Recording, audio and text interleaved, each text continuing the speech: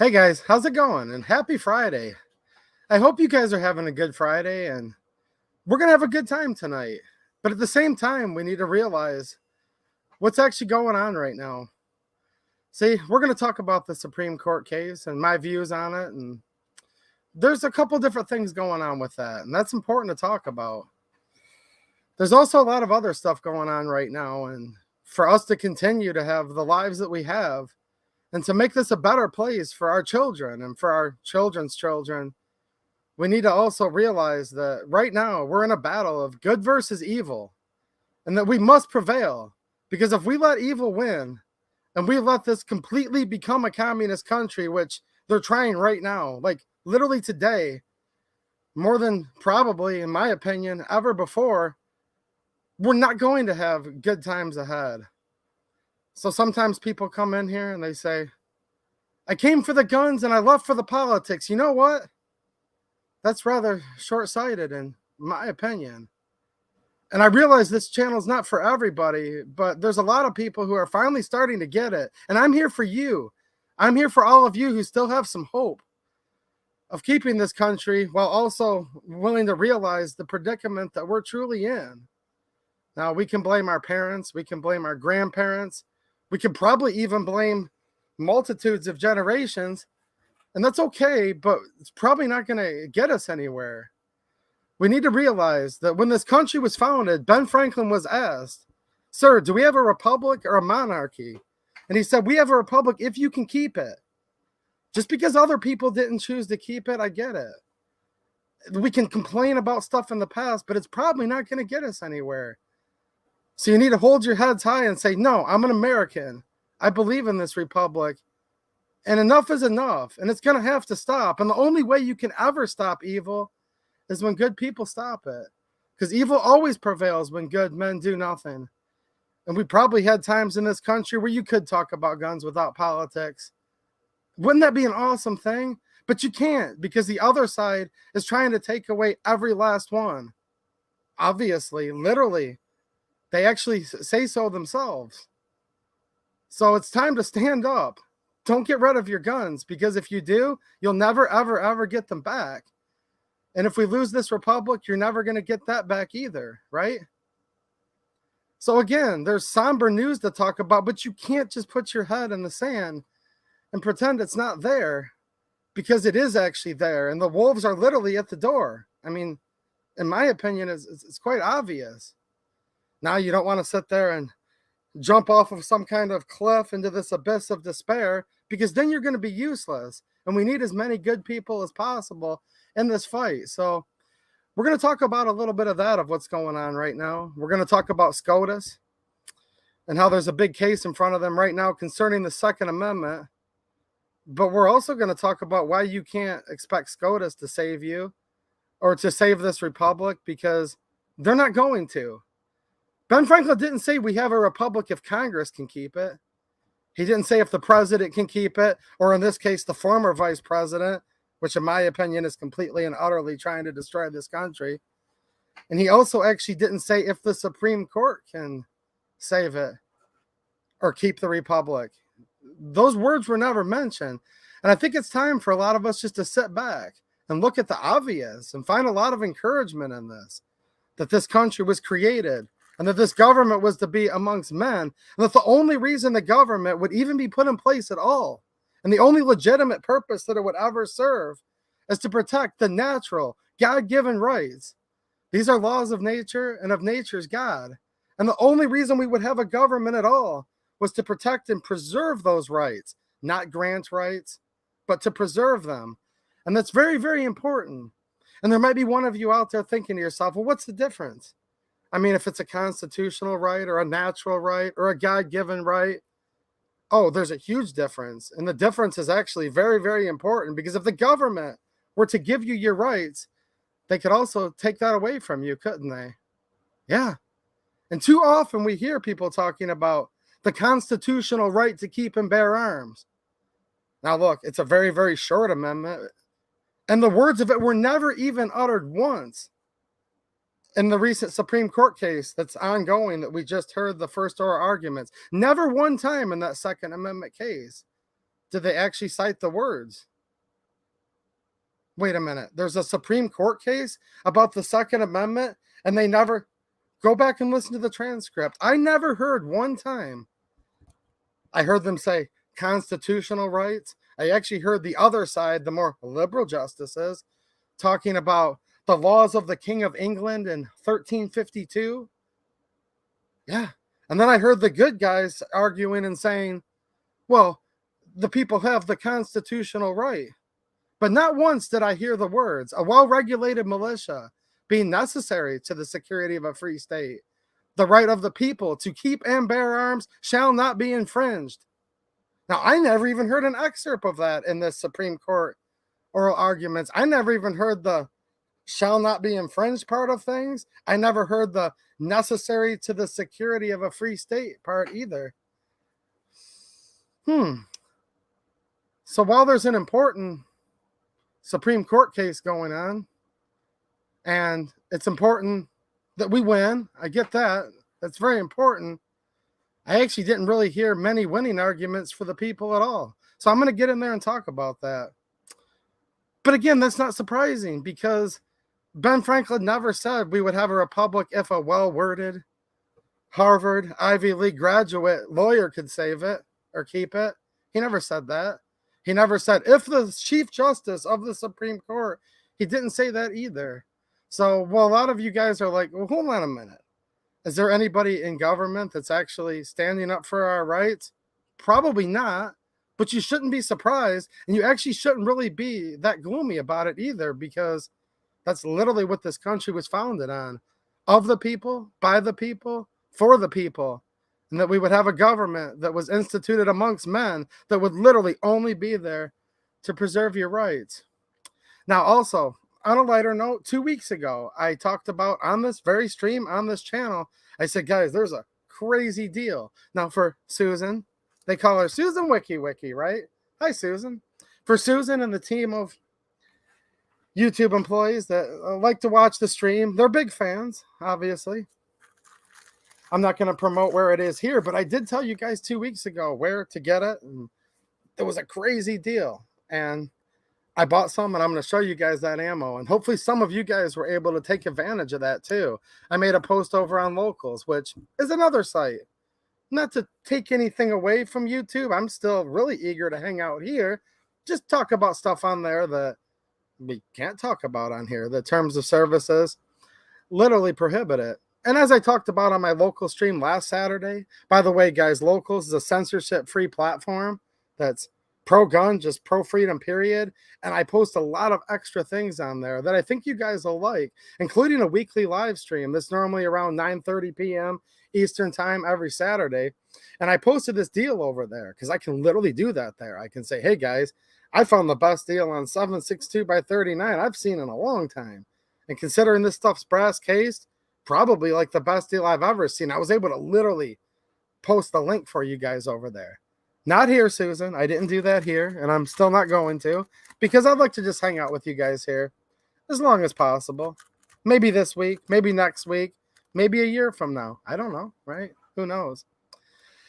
I'm also going to talk about, and this is another post that I just put up on Locals, and I'm going to probably talk more about it tomorrow night, because tomorrow during the day, I'm going to be hanging out with some people doing a good bit of shooting, I hope. And I want to shoot my Taurus GX4 and have some other people shoot it to get their opinions. And I'm going to bring the camera along, and I'm going to try to see if I can get some cool footage of it. But I'm starting to think to myself, you know, that little pistol, the more I shoot it, looking at how it's truly constructed, I'm just going to ask the question, because I know there's a lot of people that, you know, you've got your brands you really like, and look, I like hundreds of different brands of guns. If I had a lot of money, I would own all of them. I'm sure a lot of you guys feel the same way. But man, there's just something about that little pistol, the way it absorbs recoil. There's a lot that I like about it. So I'm going to put some rounds through it tomorrow. Maybe some of you guys in the chat will be able to help me with that tomorrow. So I'm going to give you guys quite a bit more of a review on that little pistol, just because, yeah, I think that's ready to become pretty much a constant in my mainstay carry rotation. You know what I'm saying? Linda says, Free Kyle, I think you own all of them. Shout out to Linda. Linda says free Kyle. We can talk about that a little bit if you guys want to. I know some people would like me to. Some people don't want me to. But that's all right. We'll do whatever we want here as long as we're having fun. And it's so awesome to see so many of you guys in here. So many people just supporting me with encouragement. What a chat. What a crowd. I'm just looking at all you guys out there. A-dubs, what's happening, man? How you doing? It's always nice to see you, dude. But yeah, I appreciate you guys. And thank you for all of the ways you guys support the channel. First and foremost, the most important, just the encouragement and knowing that we still have a chance because there's still a lot of really, really good people out there. And I'm lucky to get to hang out with many of them every Friday night and just in the comment sections of my videos over on Locals. I'm constantly chatting back and forth with you guys over there like 7 days a week, just because it's a little more, you know, a lot more free speech oriented, and I can kind of just be myself over there a little more. I mean, right, Susan? Susan's like, I like you just the way you are. Well, obviously, but you guys know what I'm saying, right? Enough is enough, Susan. Sometimes we like to hang out over there instead. But thank you so much to all the Patreon supporters, channel members, people supporting me on Locals. You can support on Locals, and it's much appreciated. You guys get extra features. You can post your own content. You can join the chat of the live streams, or you can just join totally for free and hang out. And there's like almost 800 people over there right now, which is pretty cool. Not most of them not, supporting financially, but just being over there. That's awesome because we can get a ton more message out there and help each other out in ways that we just can't hear on YouTube, So, yeah. Awesome. Go over and join Locals for free right now, guys. I'm not trying to drum up support for me as much as it's just awesome to have an alternate community where we can all still stay in touch and have a ton of fun.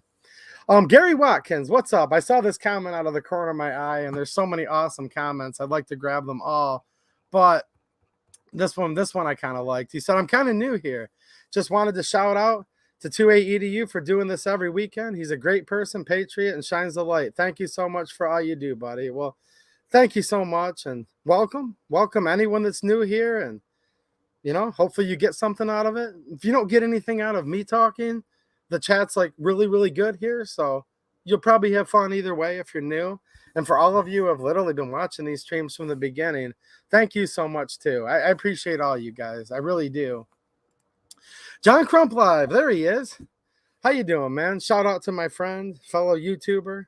Shout out to the John Crump News and Live channels, and Virginia State Director of GOA, Amoland author. He says, I wish I could be there. I wish you could too. So we'll hang out soon, dude. We'll figure it out one way or another. It'll work out in the end. But yeah, man, I definitely want to hang out with you soon. Hopefully, if it's not snowing too much in the winter time, I'll find you somewhere. We'll hang out. So heck yeah, man. Marksman TV, what's happening, dude? Congratulations. Our friend Marksman TV, look, he's not really about his numbers, but let's face it, he hit 100,000 subs last week. That's a lot. And he deserves it, and he deserves more than that. Really good channel, really good person, and too often nice guys finish last in this world, but he's a really good guy, and I'm glad to see him succeeding on YouTube. I'm glad to see you succeeding with your business, Chris, and couldn't happen to a better guy, and it didn't happen by accident. You do a lot of good stuff, and 100,000 subscribers, dude. That's really special, man, and I'm really happy to share this with you halfway across, a quarter of the way across the country. We're not too far away. I'm within driving distance, guys. When we both figure out our schedules, I'll go down and hang out in Indiana again if you guys want me to. Let me know in the chat. Hopefully a few of you say yes, because I had a lot of fun last time I went down to Indiana, and I want to go hit up Marksman Shooting Sports and hang out again for sure. There you go. Frank, congrats, my man, from Frank the Tank. Frank's sending you a congrats, and I know so many people are. Such a good channel. And look, guys, really, like how good his channel is pales in comparison to just such a good person. Like I've hung out with him in real life. No cameras around. We were up till 3 or 4 in the morning, sitting there in a cottage on a little inland lake in Georgia. And yeah, dude, definitely want to hang out with you again and keep up the good work, dude, for sure. Orion Fixer, there he is. How you doing, man? Yep, copyright the music. So if there's music, Jane, we're gonna have to mute. Susan Wiki doesn't like it.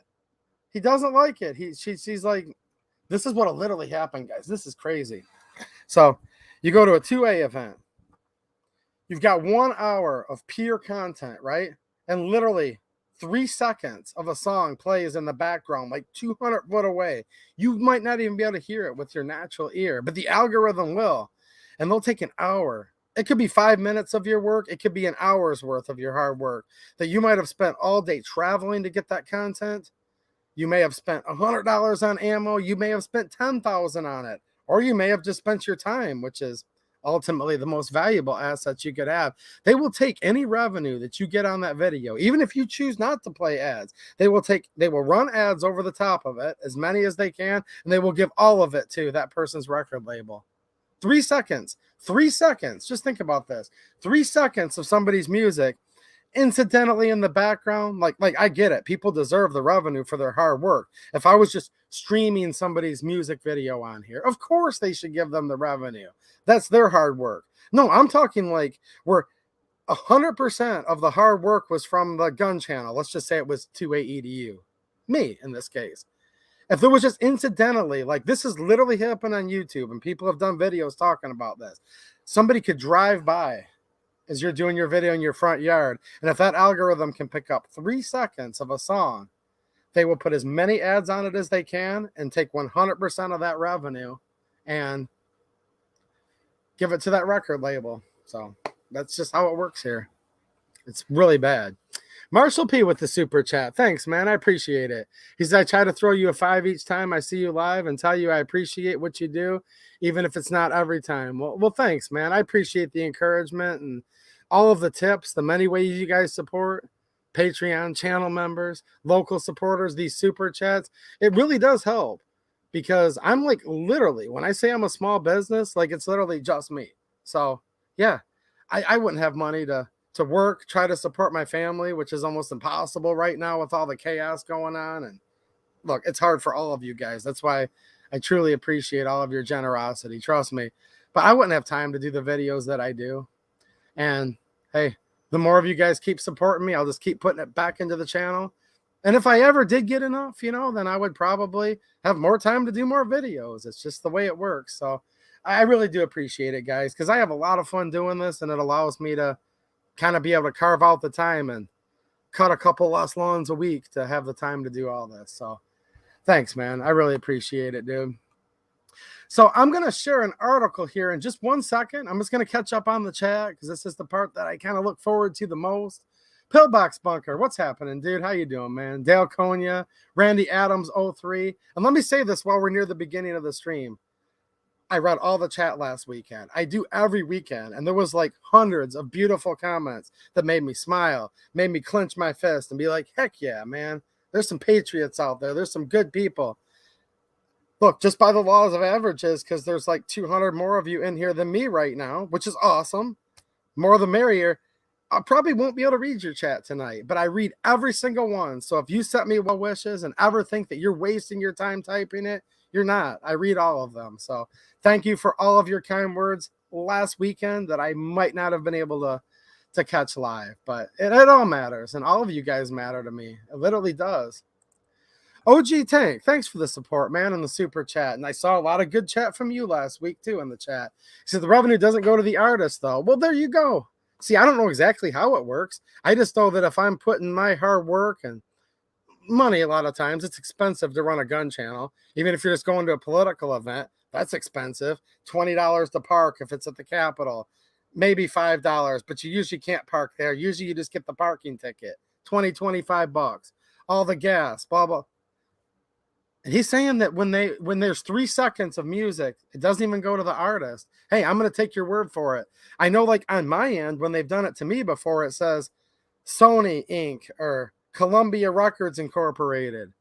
I was hoping that maybe, look, 3 seconds of anything isn't enough to take all the revenue from somebody's hour piece, but not even going to the artist. You know what? I was going to say I'm shocked, but nothing shocks me anymore. So makes it even more of a shame. Raw Feeding 101. What's happening, dude? We call him Dog Dad, right? All the people that have been in here a long time. Excellent channel. If you have dogs, go there. Really nice guy. Tries to help you guys out as much as he can. And he's like, I'm going to call him. He wouldn't say this because he's a humble guy. Literally an expert on this topic of raw feeding. So shout out to him and his channel, man. He says, thanks for the AR advice, brother. Appreciated. You know what I'm learning? I think I need to do some more stuff on locals with like some AR advice if you're new, because I just assumed everybody that watches my channel has an AR-15. That's not the case, because you're like the fourth person this week that has talked about, you know, advice on their first AR. Well, heck yeah. I want as many good people having an AR as possible. AK, whatever your flavor is. I might be able to come up with a milquetoast version of it here for YouTube. I might, but keep in mind, their new terms, you can't even show a 30-round magazine anymore. That kind of makes it tough when it's standard capacity for the rifle. But if you show any part of it modified, you can't show that either. So you can't show the mag that comes with it, OEM, or that's a violation. But if you modified it to make it where it held 29 or 25, well, then you actually can't do that either. So look, I actually have an AR oriented video that I'm going to have on YouTube next week. But the whole, like, what my suggestions are, what you might want to get, that's going to be a video for locals, guys, or a live stream. So let me know in the comments if you guys are interested in that over on locals. Again, probably just because I can't even do it here at all, what I would have in mind. So, yeah.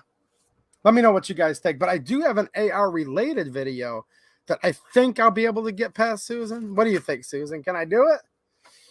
I don't know. What do you think? Can I do it? Look, guys, I just need to start selling artwork. Where's Hunter? See that? And by the way, this is more of a Second Amendment gun type channel, even though I can't touch guns live. There's some crazy stuff that went down from the former vice president's administration today. I'll touch on it a little bit if you guys want me to. But let's just say this. Let's go, Brandon. Like, literally, let's go, Brandon. I like that saying. I like it quite a bit.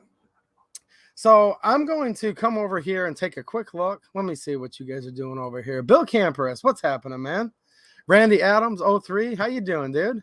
Michelle LeDuc, what's happening, Michelle? Nice to see you. We got Len Holt.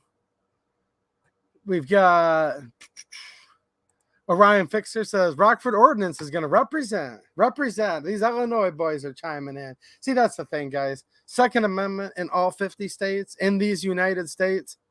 It's crazy. It shouldn't be like you're going to another country. If you go into Cook County, Illinois, or if you go into New York City, and that's what this Supreme Court case I'm about to talk about, or if you go to California. Look, it's fun to make jokes and say, well, when's that fault line in California going to occur and drop in the ocean? It's funny to a point. I get it. But at the same time, there's like real people there. And there's people there that actually, believe it or not, because I know it's true. I didn't used to realize this, guys. This is what I've learned. And I'm 2A EDU, but you guys educate me a lot too. And I've learned this from this channel. I used to think to myself, everybody in California is anti-gun. All of them are commies. Same thing for New York. And sometimes you take a state like New York, where upstate New York is probably more rural than many parts of Kentucky or Tennessee or anywhere you go. I'm being serious. Think about it, guys. But I thought, no, if they're anywhere in New York, Massachusetts, this and that. And then I realized that's actually not true at all. And these rights were endowed to everybody by their creator, actually in the whole world, before this country existed, currently right now, and even after this country falls. And I hope it doesn't fall in my lifetime, and hope it doesn't fall at all. But even when, or if, is what you guys are probably thinking, the United States does fall, you'll still have your unalienable God-given rights. It literally says these are laws of nature and of nature's God. I'm a firm believer in religious liberty, so you guys will all individually decide what God means to you. But my point is, not from the government, from your creator, right? Now, the Constitution protects and defends all of those unalienable rights in all 50 states. It actually does. And there's people out there that are fighting the good fight like crazy in California and in New York And I get it. You reap what you sow. You choose to live in that state, people will say, then you get what you deserve. Maybe to a point, except for the fact that you can't really help where you're born. You can't help where you're born at all. And sometimes there's other things that compel you to stay there. Maybe you have family you need to take care of. Everyone has to make their own personal decisions. But here's the thing. I'd like to see maybe, at least in this chat, just a little bit, if there's someone that comes in here and says, hey, I'm from California and I'm with you guys. I want to save this republic. They're still our friend. We don't need to ostracize them because they live in California. And I don't think any of you guys have ever done that. But every time I go into the comments and stuff and I look around watching a video, there's always the guy that's like, man, I'm in New York and it's tough. And people are like, serves you right. Screw you, blah, blah, blah. I just don't want to be that way. I don't think any of you guys are. Maybe there's one person out there that does that. But when I reread the chat, I don't see any of that. So, yeah, man, there's people literally in these 50 United States. That's who the Constitution is supposed to protect the rights of. Not grant, but protect. Monkey 47 with the super chat. Well, thank you. I appreciate the support, man. I don't know if there was a message that went along with it. Maybe it got cut off, or maybe you're just supporting, but thank you. I'll try to keep my eye out and see if there was something that went along with that. But thanks for the support, man. I appreciate it. Yeah, a lot of you guys have a lot of theories about that, like what we should do about these different states that are literally pretending in almost every way they're not part of America anymore. Somebody just said we should balkanize. I don't know. Leave it down in the chat because I don't have like the answer. So have a conversation about it, guys. Hit the chat all you want and I'll read it afterwards. I don't know. There might be a right answer. There might be a wrong answer. I don't have all the answers though. So balkanizing though, that's something that's been mentioned that's interesting to me. Peaceful divorce. That actually sounds pretty good. You know what I mean? You know, it sounds pretty good a lot of times. I don't know exactly what the right answer is, though. Maybe one of you guys know. Maybe none of you do. I don't know. Let's go, Brandon, Judas Priest said. Oh, yeah. Let's go, Brandon. Hello from Alaska. What's happening in Alaska? Yeah. Continental states, the two states that are separate from the continent, but part of these United States, no doubt.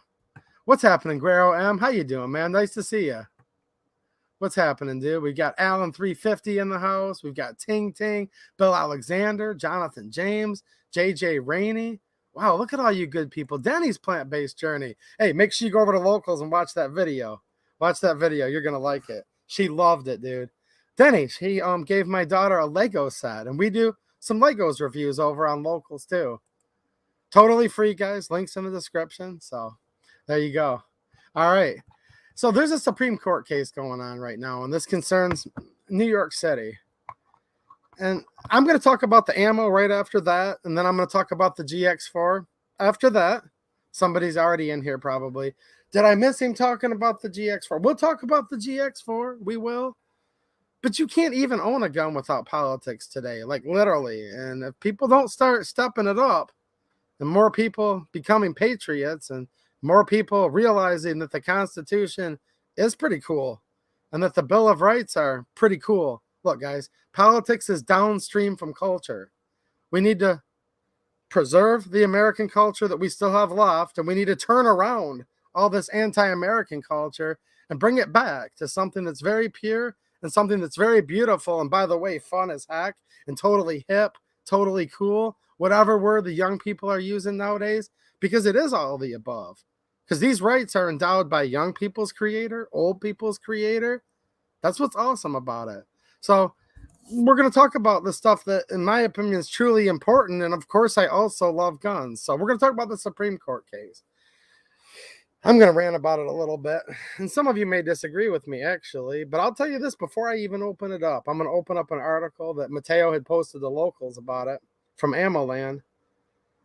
And I'm actually not happy with either side. Well, maybe you guys are shocked. Maybe you're not shocked. Let me know how many of you guys are let me know how many of you guys are shocked. I'm actually not happy with either of them.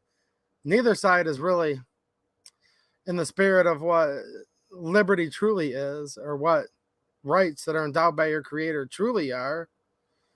But at the same time, I guess I hope that the two plaintiffs win. I mean, I do hope they win. But let's just get into this article. I don't know if any of you guys heard the oral arguments. I listened to all of them. I wish I could have listened a couple times. I've just been so busy this week. But I listened to the oral arguments, and certainly what the liberal justices were saying was totally insane. And certainly what the DA from New York was saying, and I guess the other one's the assistant, whatever, was literally the most insane stuff I've ever heard. And then all of a sudden I heard like the good guys that were on our side, Mr. Clement, which I'm sure he's just playing a game. I know that's probably what a lot of you guys are going to say, and you have to do things certain ways. But even him, as articulate as he was, even he said some stuff that I didn't care for and conceded a lot that I didn't care for. And I started off in my little opening talking about the fact that during this whole case, I never heard either side. Not the bad side, certainly. We'll call them the bad side. Look, here's the problem we get. Beautiful Libertad coin from my friend Band Talk. Shout out to his channel, by the way. One side of this coin, the people that literally want to shred the Second Amendment and get rid of all of its protections. The other side, they're like, no, don't take them all. Don't take them all. With reasonable permits and reasonable infringements, as long as the infringements are only reasonable, we're just trying to stop you from infringing 100% outright. And then this side says, all right, what will you give us? And these guys say, well, we'll give you these 3 things. All right, thank you. Now we want 3 more. Oh, shoot. Well, don't take them all. We'll give you 3 more. All right. And then they say, we want it all. Does that kind of sort of remind you guys of how it actually works? And I think I saw some of that, even in the oral arguments, even from the good guys. So I don't want to mince words here. Yes, I hope New York loses. Because if we get a loss and New York wins, that actually just sets us even further back. But what they're actually arguing for here, the pro-gun side of things, the pro-Second Amendment side, whatever you want to call them, these are supposed to be the good guys. It's not nearly purist enough for me, just to put it bluntly. So this article that Mateo posted on my locals, and he's always posting stuff on here. It's a great place for you just to stop by. Many people love it because, look, you guys can create your own content. I'm putting exclusive videos up there, including a weekly stream. Also, Mateo's keeping you guys informed with all the latest and breaking news, you know, articles from AmmoLand and other places. I'm posting a lot of daily deals over there that a lot of you guys have said you really look forward to. And then there's kind of some deep dives here and there. There's just a wild variety of all kinds of stuff out there. So, including stuff like this that I'm about to show you guys right now. Marco Polo with a super chat. Thanks, man. And we're going to talk about the GX4 still tonight, I promise. Hey, 2A GX4 is my EDC. Solid investment. Thank you for your service. My G3 comes in tomorrow. Also an awesome gun. Fun times. I want my constitutional carry. Well, heck yeah, man. That's awesome. That's awesome. Raw Feeding loves. Yes, thank you. Raw Feeding just came over just a couple days ago as a supporter over there on Locals. It was nice to see you over there, man. Alex Sheaves, however you pronounce it, with a super chat. Thanks, Alex. Says new here, but good crowd. Oh, dude, the crowd is like totally awesome. I agree, man. Shout out to everybody in the chat right now. He says, problem I see is how tied up our internal transportation is. Taxes to transport goods. Who gets what? River, highways, etc. I know, dude. I'm afraid we're having some big infrastructure problems right now. And some of that just has to do with, well, all of it has to do with the government in one way. Some of it's the physical infrastructure where they've mismanaged tax dollars for so long. Some of the roads and bridges ain't up to snuff. But a lot of it's just the regulations, not allowing people to make their own medical decisions and continue working. And this is insane. And what the office of the former vice president and OSHA announced today is probably one of the most despicable, deplorable things that I've ever heard of in my life, because I know some of you guys are talking about this, and it's a big deal. I'm not going to talk about it all night tonight. But all I have to say is this. It's never, ever, ever going to be enough, and they're never, ever, ever going to stop until the people say, enough. You do not have the consent of the governed. And as despicable as all these things are that they're doing right now, what they're trying to do now, making people choose whether they want to feed their families. Just think about that. Or have a government agency at a former vice president tell them, force them,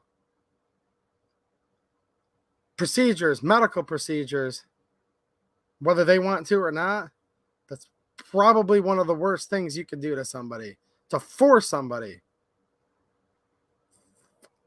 Yep, I'm not going to talk about it too much because if I literally start talking about it much more, I'm going to rant about this for 2 hours straight. And I know you guys want to talk about the Supreme Court case some, which I have it right up here. And I do want to talk about, show you guys some of this ammo I got. And I do want to talk about the GX4, but man, I know better. You know, let me tell you guys this real quick here. I'm going to come right back to this story in 1 second. I work outside for a living. I'm a landscaper. And I see a lot of animals outside, and they're beautiful little creatures. Hunting them is good too, because we're also beautiful creatures and we need to eat. But at the same time, I enjoy nature and I enjoy all these beautiful animals. And I'll often see like a woodchuck off in the distance, and it's a beautiful thing. I let it do its thing while I do my thing. You know what I'm saying? It's digging a hole, throwing dirt on the lawn, and it's stalling my blades, and it's messing me up. But it's like, hey, come on, man. It's annoying, but hey, whatever. It's a beautiful creature. Everything God made is beautiful, right? So I sit there. It's hard sometimes to acknowledge that, but I'm not going to judge the beauty of things. But I'm looking at these beautiful little creatures. I'm like, look at that nice woodchuck over there. And as long as he's 100, 200 foot away and I'm doing my thing and he's doing his, it's beautiful. Just leave him alone. Now, what if I were to take that woodchuck out of the dirt where he's most comfortable, where he can dig and go into his burrow? What if I put him in just a concrete room, a small room, say it was 6 by 6, and I opened the door, and I just went in there with my bare hands, no weapon, and I tried to grab him up? Not so good. He's going to bite me. I've now cornered something. Well, think about it. People are beautiful creatures, and there's so many beautiful people literally right now that I'm seeing out of the corner of my eye in the chat. How do they possibly think something good is going to come, where they're going to corner people? Sentient beings, free-thinking beings. Almost every person I've ever met is smarter than this current former vice president. Let's just say that right away. Much more beautiful and just better people, period, in my opinion. To put somebody in a corner where they now have to choose between a forced medical procedure or feeding their families, that's not good. Nothing good could possibly become of this. And I'm loath to even think about some of the terrible, terrible things that may happen. But today's a very, very dark day for America and this republic. And they've said right now it's 100 employees and they'll force medical procedures. Then they said when they're done with that, they're actually going to make it where any size business, including a sole proprietor. And I encourage all of you to make your own decisions. I'm not giving any advice on what to do at all here. Make your own decisions with people you trust. Maybe it's your doctor. Maybe it's your family. Maybe it's your parish. Maybe it's your friends. Make your decisions with those people. But I've made my decision. I will not comply, and I will not do it. Let's go, Brandon. Literally. Let's go, Brandon. I will not comply. Not going to happen. All of you are free thinkers. I encourage all of you to do what you want. They're cornering us. It's not very nice. It's not very nice at all. Sometimes when really good things are cornered, they're not so nice. We'll see what happens. OG Tank with the super chat. Thanks, man. He says, I'm torn and vary the New York 2 AKs. I'm pro 2A, but also pro states' rights. So even if the case wins, I'm not sure overall it will be better. Look, I'm pro states' rights. That's the 10th Amendment. But think about it. The states don't give you your rights, and the states don't actually have the authority for gun control, because it literally says a well-regulated militia being necessary to the security of a free state. The right of the people to keep and bear arms shall not be infringed. So the states can't legally tread on that at all. That's my opinion. There's some rights that are absolutes. And I believe those were the absolute rights that the founding fathers took the time to actually write down. Because there's many rights that are inherent in the people. Actually, all rights are inherent in the people. This government is supposed to be inherent in the people. It's literally supposed to be a government of the people, by the people, for the people, and it's only supposed to be there to protect your natural rights. And the Declaration literally says that you're endowed by your Creator with certain unalienable rights, that among these are life, liberty, and the pursuit of happiness. Now, it's not limited to those, okay? It's just among those. And those are very beautiful things. Well, there's also the freedom of speech, freedom of religion, freedom to petition your government, right?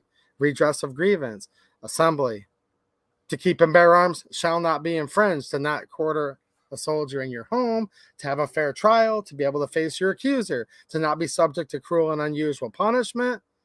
I can go through all of them. But then in the 10th Amendment, it says that, look, unless the rights are specifically enumerated, right, to the federal government, the rights belong to the state and to the people. And I think the to the people is supposed to be the most rights possible. And I'm pretty sure that's exactly what they meant when they wrote it. So that's my opinion on the whole states' rights things. States should not have to bow down to the federal government, and they do it way too much.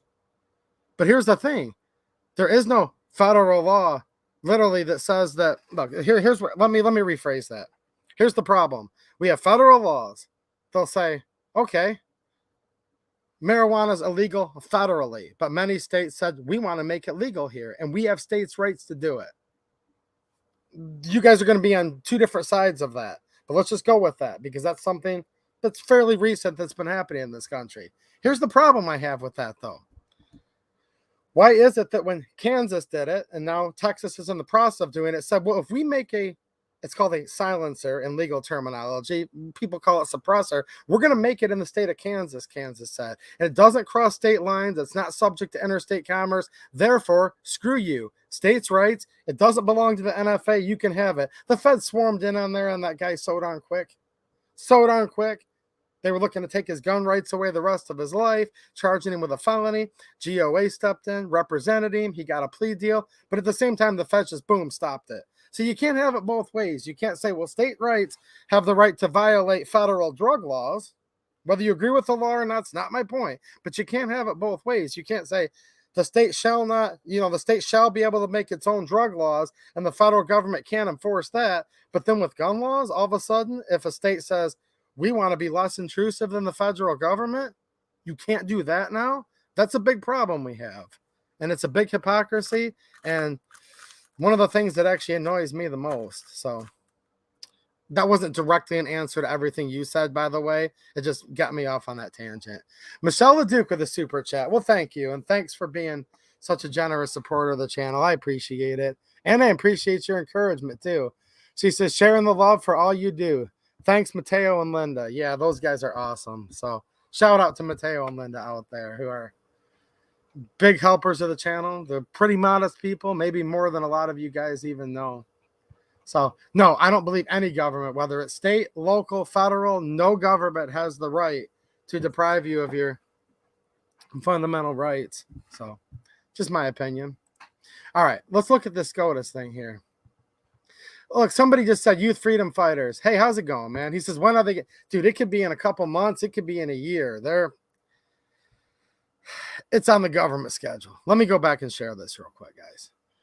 So basically, we have a case where New York has this situation where you can't open carry, okay, New York City, but they have permits to concealed carry that are not shall issue, they're may issue, okay?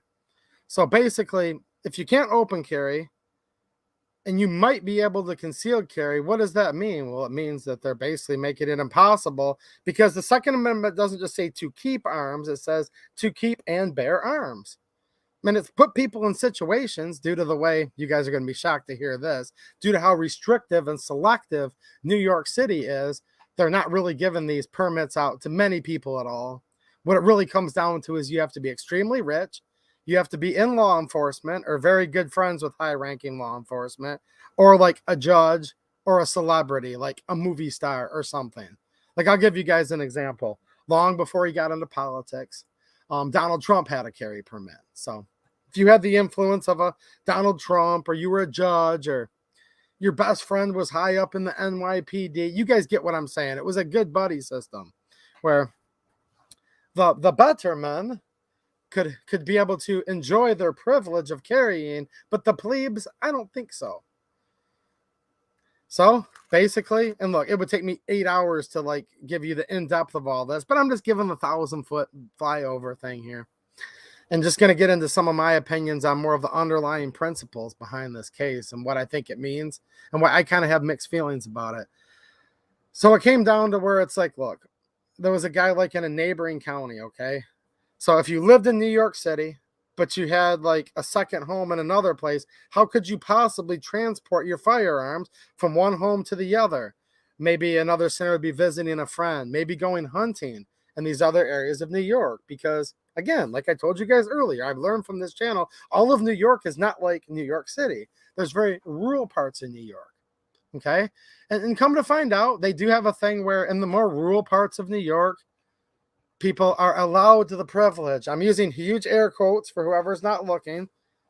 Go back and listen to the beginning of the stream if anyone's just joining and wants to know my opinion on our rights that are unalienable. But if you want the privilege, you have to live here, but not there. Well, there's a couple of plaintiffs here in this case that sued, and this is called the, let me move over here so I can actually read this.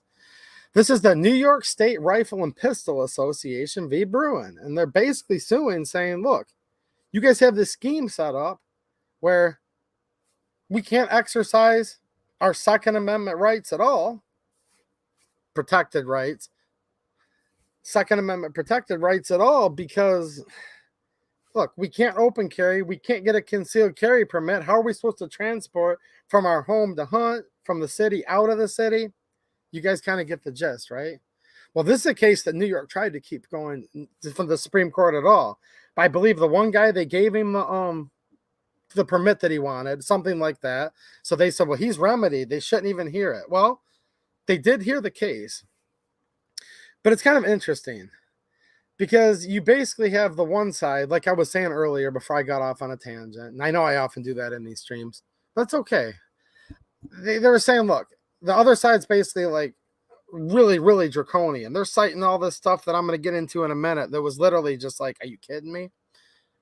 But even the good guys, the good side, they're fine with some restrictions. They just don't want restricted as much. And you guys can listen to the whole case, or you can go over, check this out on Locals. I left the link down in the description here if you guys want an easy way to read it. You'll sign up for a Locals account. You can sign up for free. If you want to support me, awesome. Or to sign up for free, you guys will be able to see this post that Mateo made over there. So it says the High Court heard oral arguments in the case of New York State Rifle and Pistol Association v. Bruin, challenging the state's requirement that applicants for a permit to carry a handgun in public must show proper cause.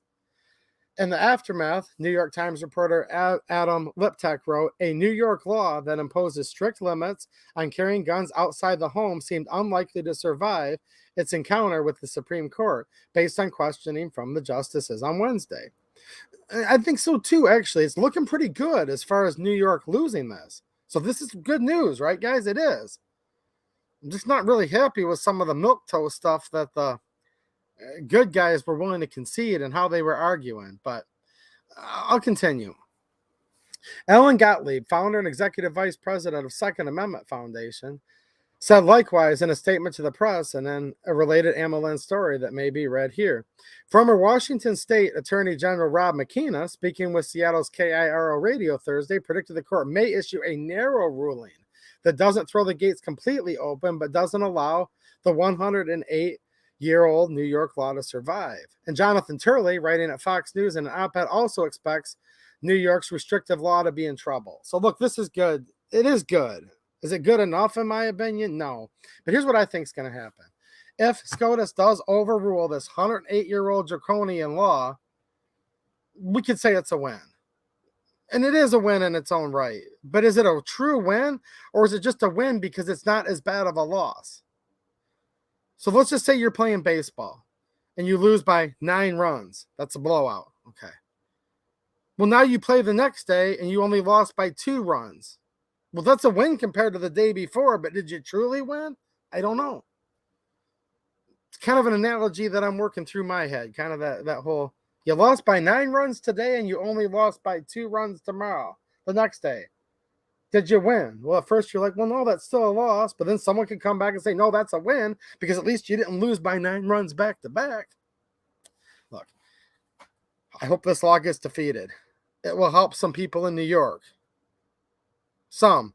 Because Roberts has already said he's going to narrowly tailor this. So narrow that it may only be for the 2 plaintiffs. Well, one was already remedied. The other, depends who you ask, says he wasn't remedied, but New York says they remedied him too. It's a little complicated there. One of these people, though, according to New York, has already been remedied. I'll just put it that way. And that's why they wanted this case to be declared moot, and they didn't want it even to be argued at all. But we're going to see here where, let me go on, because I don't want to pontificate too much before we get a little more of the baseline established. So it says, among McKenna's observations was that carrying a pistol in a holster probably doesn't constitute brandishing. This suggests that open carry in a peaceful manner by some going about his or her routine business does not raise to the level of a criminal act. Okay, that's good. Look, everything should be constitutional carry. The right to keep and bear arms shall not be infringed, a phrase that was never uttered even once by either of the litigators or the justices. Yeah, that's shocking. Go back and listen to it. See if the closest I heard them say is well, there's the prefacing clause, then the comma, before you get to the second part of that, you know the thing. They were literally talking like this. If you guys don't believe me, because I know, trust me, I was that guy too until I actually listened to the darn thing. We're talking about a Second Amendment case that literally says in it, the right to keep and bear arms shall not be infringed. And even when the conservative justices and the pro-gun, quote-unquote, lawyer, they wouldn't even utter the darn thing. Like, this Second Amendment is so taboo in this court right now that they literally, I'm paraphrasing. Mateo, maybe you can help me with this because we were talking about this on the phone tonight. Mateo's listened to it 3 times. So, okay. So we're going through, right? And he literally says, well, the first part of, the amendment, then there's the comma, which we've decided in Heller with, the thing that it gives the right to the people. I'm like, wow, this is so taboo that even the, quote, conservative justices won't just read the darn thing? I don't know. You guys tell me. But they literally said that. They're like, well, the predicating clause, comma, meant that the individual right exists. Excuse me? I wish so bad I could litigate in front of the Supreme Court, guys. Now, I'd probably lose, and the plaintiffs probably wouldn't want me because I guess we're in a time now where the supreme law of the land and the Declaration of Independence, the Constitution and Bill of Rights, obviously doesn't mean as much as court precedent. And apparently plebes aren't really allowed to argue because you have to also know a good amount of Latin to be able to speak in front of their court. And you have to address the Supreme Court, and you have to say, may it please the court. That's how they just listen to this stuff. Every time they go up there, may it please the court. How about this? May it please the people, we'll allow this court to still exist. Because that court is only there at the consent of the governed. And they forget that. So you get up there, may it please the court. And I saw out of the corner of my eye, someone said, well, maybe it was to save time.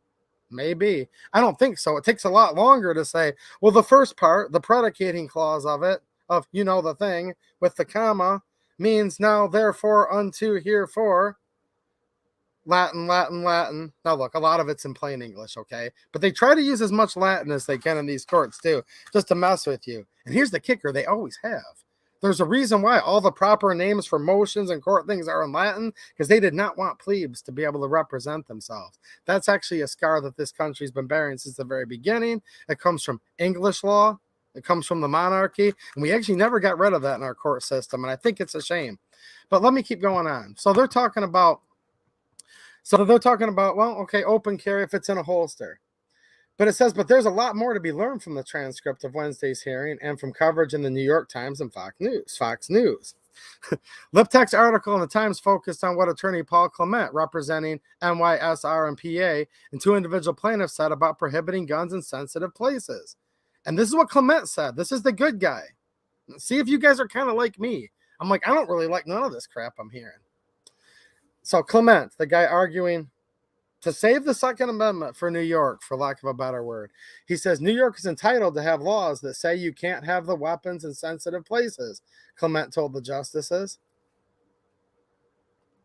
I guess you'd probably just get kicked out of the courtroom. What if I literally got up in front of the Supreme Court? I wouldn't be able to because I'm not a lawyer, but hypothetically. And I said, well, actually, you're only here at the consent of the governed. And the only reason you even exist at all is to protect our natural rights. So since these are laws of nature and of nature's God, and we're all endowed by our Creator, read the stupid thing, Your Honor. A well-regulated militia being necessary to the security of a free state, the right of the people to keep and bear arms shall not be infringed. Why can't you just say that in court? Instead, you've got the good guy saying, well, hold on. New York is entitled to have laws that say you can't have weapons in sensitive places, Clement told the justices. However, in the transcript, Clement also said this, as quoted on page 110, in a country where the Second Amendment is a fundamental right, simply having more firearms cannot be a problem and can't be government interest just to put a cap on this. So they're saying he contradicted himself. I don't know why. I heard in his oral argument, I don't know why he's conceding that you can't have them in sensitive places. Excuse me? So we're in America right now, and then you walk somewhere that's been deemed sensitive, and now what? You're no longer in America? Is that a right then? If you can't enjoy your right everywhere in America, is it a right at all, or is it a privilege? Because you only have the right to ride the roller coaster at Cedar Point if you first paid for it, and then you got in an orderly line. If you cut the line, they're going to kick you out, and you can't ride on the roller coaster. So do you have the right to ride on a roller coaster? Of course you don't, because they own the roller coaster, and if you don't stand in line properly, if you don't pay the proper amount for your ticket, get out of here. Well, that's actually how they're treating the right that's protected by the Second Amendment. If you think about it, they're saying, oh, well, we totally understand that you don't have the right to keep and bear arms in sensitive places. Oh, why? Because the bad guy, the maniac, the psychopath, whatever they are, that's just hell-bent on carnage and doing whatever terrible thing is possible, because like, oh, hold on a minute. I can't shoot you here because you're in a sensitive place. Would you please step 3 feet over so now I can? No, because that's actually never happened. And all of these gun-free zones are basically just invitations for people to come in and prey on unarmed people. And the only thing that stops a bad guy with a gun is a good guy with a gun. And that's literally proven. And where there's more guns, there's less crime. And it's the name of a great book, if you don't believe me, by a guy named John Lott. Look it up. John Lott. More guns, less crime. It's literally proven. But no, the pro-gun lawyer for the good guy said New York's entitled to have laws that say you can't have weapons in sensitive places. Okay? It goes on. And that just underscores how completely non-tailored this law is. It might be well-tailored to keeping the number of handguns down, but it's not well-tailored to identify people who pose a particular risk or anything else, because it deprives a typical New Yorker of their right to carry for self-defense. Okay? That's because there's tons of criminals in New York with guns, and there always will be. They're going to have as many guns as they want. And they're not really going to care about the laws. And statistics prove they don't care about the laws. A few sentences later, Clement added, I want to say a quick word about permitting. There may be limiting permitting in other contexts, like parade permitting, but I'm not aware of any context whatsoever where, in order to get a permit, you have to show that you have a particular good need to exercise your constitutional right. And I think that is absolute central defect with New York's regime. Okay. I kind of agree with what he said, half of it, but the other half I vehemently disagree with. So here's what Clement was saying, and I was listening to this. One of the liberal justices, it was maybe Kagan or Sotomayor, one of them. She got on there because it's just audio. There's no video for the Supreme Court. So they got on there and said, well, hold on a minute. We put permits on rights of free speech for the First Amendment. Why can't we put it on the Second Amendment? I'm paraphrasing, guys. Go listen to the whole thing if you want. And he said, well, hold on. While we do have permits on the First Amendment, you don't have to show cause for the permit to do the parade. So what he's saying is this, and he says this more clearly throughout the arguments. He says, we're fine with the permit And we're fine with having to have a permit to carry a gun in New York. It just, you shouldn't have to show cause to get it. Now, I guess one would argue, and some of you are probably arguing right now, because I have a feeling half the people here won't agree with me on this. And half the people probably just don't care. And that's probably why we're in the trouble we're in, but that's fine. I do care about this, so I'm going to talk about it in a few more minutes. So he comes in and he says, look, we're fine with a permit. You just can't make it so onerous. You can't put the duty on the person to prove why they need the gun so much. So as long as you have a permit that's like easier to get and stuff, we're totally fine with permits. We're totally fine from banning guns from all these sensitive places. We're fine with you guys treading on so many things with the Second Amendment. Just don't tread in this particular manner quite so much. Go listen to it after this, guys, sometime throughout the next week or whatever, and see if that's what you heard. I didn't hear them really talk about it being a fundamental right or in a right endowed by our Creator at all. I actually heard them keep saying stuff like, you have the constitutional right. Now, let me give the other side real quick. As much as that was a bit frustrating to me, the left was even worse. The Democrat appointed, we'll call them. Because look, there's one's report of it. Like, I don't even know who's left or right on that darn core. But some of them are clearly more anti-Second Amendment than others. This one was on there going on like, well, hold on a minute. Gun control is nothing new. The king decreed in 1352 that anyone that was armed shall be unarmed and presented for punishment in front of the king. I'm paraphrasing, but they brought up the King's Law of England in 1352 to try to argue why this New York law that won't let people get a permit unless they can show to due cause, the good buddy bribery system. That's what that's code for. The King's Decree of 1352, there's literally at least one Supreme Court justice that brought this up that truly believes that the King's Decree of 1352, I believe it was 1352, it might have been 1252. We're talking like hundreds and hundreds of years ago is my point. The King's Decree of 1352 justifies that New York could have this law? Just think about that. Like, literally, what country are we living in? And then the other liberal justices were going on, and so was I guess it's the Solicitor General or the DA, whatever it is, the attorney from New York, we'll call her. She was a real beauty, trust me. Like Susan Wiki and the governor of Michigan, a real beauty in a different kind of way. She's up there saying, well, in 1871, Tennessee passed this particular handgun law. And you know what? I couldn't believe it. They were talking about laws in the 1870s, laws in the 1700s. They kept on bringing up the Reconstruction period, the Bellum period. They were talking about all of this in the arguments, and they were saying, well, hold on, Tennessee, they had this law in 1871 that prohibited this type of carry. Yeah, that actually got struck down. But man, Clement missed a big one there, a big opening. He should have came back on his rebuttal and said, you want to talk about Tennessee in 1871? Let's talk about it right now, because Tennessee's constitutional carry. Missed that opportunity, in my opinion. Missed it big time. Look, the lawyer for the plaintiffs, he's way more well-spoken than I am. He understands case law and case precedents more than I do. He knows a lot bigger words than I'll ever know. And maybe that's just what you have to do right now. Some of you are probably saying, dude, you have to do what you have to do. I get it. But it was just frustrating, though. I get it, but I don't get it. You know what I mean? I get it. I don't get it. That he was willing to say, well, I'm fine with permits, just not ones that are so onerous. Yeah, I understand you can't carry in sensitive places, like whatever that even means. It means whatever they want it to mean. New York can say, well, our whole town's sensitive. And then one of the Supreme Court justices, one of the liberals, is like, well, certainly.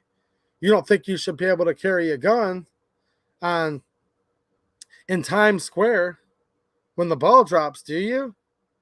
And then even the conservatives were like, well, certainly not that. And then they're like, okay, but you can carry it in the woods. And then I think it was Roberts came back. Let me see if I can find that quote real quick from Roberts. They were arguing about, okay, so when Underwood explained, so this is Underwood, this is the person from New York, saying Underwood explained that permits are more readily available in less populated areas. Roberts fired right back. This wasn't a bad comeback from Chief Justice Roberts. Roberts fired right back. If the purpose of the Second Amendment is to allow people to protect themselves, Robert observed, that's implicated when you're in a high crime area. It's not implicated when you're out in the woods. He was basically like, what's the odds you're going to need to protect yourself more in the woods or in town? And that was kind of like a bam, gotcha. Until you actually reread what he said. Now, this is actually him like arguing against New York. So you can say this is like an argument for our cause. I'm just going to ask you guys to let me know in the comments what you guys think. But I read that once and I was like, ooh, he got her. And then I said, oh, he actually just diluted the Second Amendment down even more. He said, if the purpose of the Second Amendment is to allow people to protect themselves, I hope there's someone out there besides just me. Or am I just nuts, guys? I don't know. Like, bing, bing, bing. No, I'm not nuts, Susan. First of all, it says if the purpose of the Second Amendment is to allow. I have a big problem with that. Somebody from the government saying the Second Amendment allows? No, the Second Amendment did not give you your rights. And the Second Amendment itself doesn't even say that it gave you your right. It says the right to keep and bear arms. There's nothing in there that says we hereby therefore to grant you this right under the authorities vested us in the Constitution. None of that's in the Second Amendment. But the Declaration literally says that your rights are endowed by your Creator. He's not acknowledging that there. No, he's saying the Second Amendment allows you to defend yourself. Well, yeah, the Second Amendment allows you to defend yourself. That literally implies. You guys see the problem with this? I'm just going to stop. It implies, fill in the blank, what I was ranting about earlier this stream. And every single stream. And here's the other problem with this. This isn't saying, of course, you can protect yourself using your natural rights that were endowed by your Creator, supposed to be protected and defended by the Second Amendment. But actually, the primary reason it was put there, in my opinion, from my readings of Founding Fathers, it was actually put there to throw off a tyrannical government. It was not only just to protect yourself from a bad citizen, but it was also to protect yourself from the government. He doesn't say anything. And if the purpose of the Second Amendment is to throw off a tyrannical government and protect yourself, it just doesn't say that. So again, there's good things in here, but they're good things with like a concession, where even the pro-gun guys, quote unquote, Underwood replied, well, I think it's implicated when you're out in the woods. It's just a different set of problems. I mean, and then Roberts interrupted and said, yeah, deer. Look, part of his point's right. The deer are probably not going to mess you up as bad as the New York gangbangers. That's true. But even the guy that's arguing for the Second Amendment says the purpose of it is to allow people to protect themselves. I don't know. I don't see where it allows anything. It says that it defends a right. All right. There's a lot more to this, guys. You went from basically on the worst case scenario, you had a liberal justice citing and saying that the King of England in 1352 hereby therefore to decreed that they could confiscate people's guns, so New York can do it too. That's where you had on one end of the spectrum.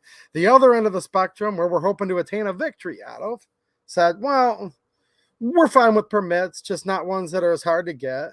And we're also fine with banning guns from many areas, including sensitive. And then the pro-gun justice, supposedly, we'll call him, I don't know what the heck he really is, but Roberts, he comes in and says, well, now, the Second Amendment does allow you to protect yourself. I don't know. I get it. I don't think I have that popular of an opinion on this, but that's okay, though. I just wanted to throw my idea out there and see what you guys think. Matt Shot 62 with the super chat. Thanks a lot, man. Generous super chat. I appreciate it. He says the 2A is cut and dry. F history. This is 2021, and we ain't in England. We kicked those tyrants out years ago. I know. Why didn't the lawyer say that? Say, well, with all due respect, sir, 1775, Lexington and Concord Bridge, we kind of said, to heck with the king and his edict. And by the way, we won the war. I guess that's just not acceptable to say that in the Supreme Court, is it, Max Shot? Tyranny and emboldened criminals is why it's there. Does SCOTUS worry about crime? Yeah, no. That's a big heck to the no. I know. That's a big let's go Brandon too, by the way. So that's basically where we're at right now, where the Supreme Court standing up for our rights is like, well, hold on. We allow the plebes. We do allow the plebes to protect themselves a little bit with reasonable restrictions and permits. What's reasonable? I don't know. I don't know. What if somebody has to spend $200 for a permit? Well, they're arguing, even the good guys, well, that's reasonable. They didn't give a dollar amount, but that's probably what it would cost or more. I don't know. It would cost something. Yeah, what if somebody works to barely feed their family and it would take them like months to save up that extra $100, $200? And then when trouble happens and when imminent death or great irreversible bodily harm occurs, and seconds matter, police are only minutes away or may never come at all, and the person gets brutally killed in their home, outside of their home, wherever they are, because we're supposed to have freedom of movement throughout the country. Doesn't say anything about restrictions, does it? Unrestricted movement. What good's that going to do them if they had $160 saved up of that $200 sitting in their underwear drawer and now they lay there and they're dead? Because actually that wasn't very reasonable at all for them to come up with $200. See, that's the problem. These people sit there with these robes and they get a really good salary, not to mention whatever behind the scenes deals they may or may not get, but they sit there with a lifetime appointment and they get so removed from reality that they think this stuff's reasonable. As somebody that works outside that has dirt underneath their fingernails, people that are so darn tired sometimes when they get off of work that they just need to lay down and rest. Tell those people what's a restriction and what's reasonable and not reasonable. Is it reasonable that the person lay there dead in their home because they tried to save up for that $200 permit and it took them a little bit longer than it would some multi-millionaire Supreme Court justice or fancy litigator in the Supreme Court? These people wear $20,000 suits when they go in front of the Supreme Court. And then they tell us plebes that it's reasonable to have a permit with a fee. I don't know. It's just me reading this. Look, I want the win because it won't be as big of a loss. I do. Someone's probably already misquoted. TUAE wants New York to win. No, I don't want New York to win, okay? But it just shows you every time I read this crap, it just reminds me how much we have haves and have-nots in this country. And if you're not of Harvard, if you're not of the United States Senate, of the Supreme Court, if your Latin isn't fluent, if you're not an attorney at law,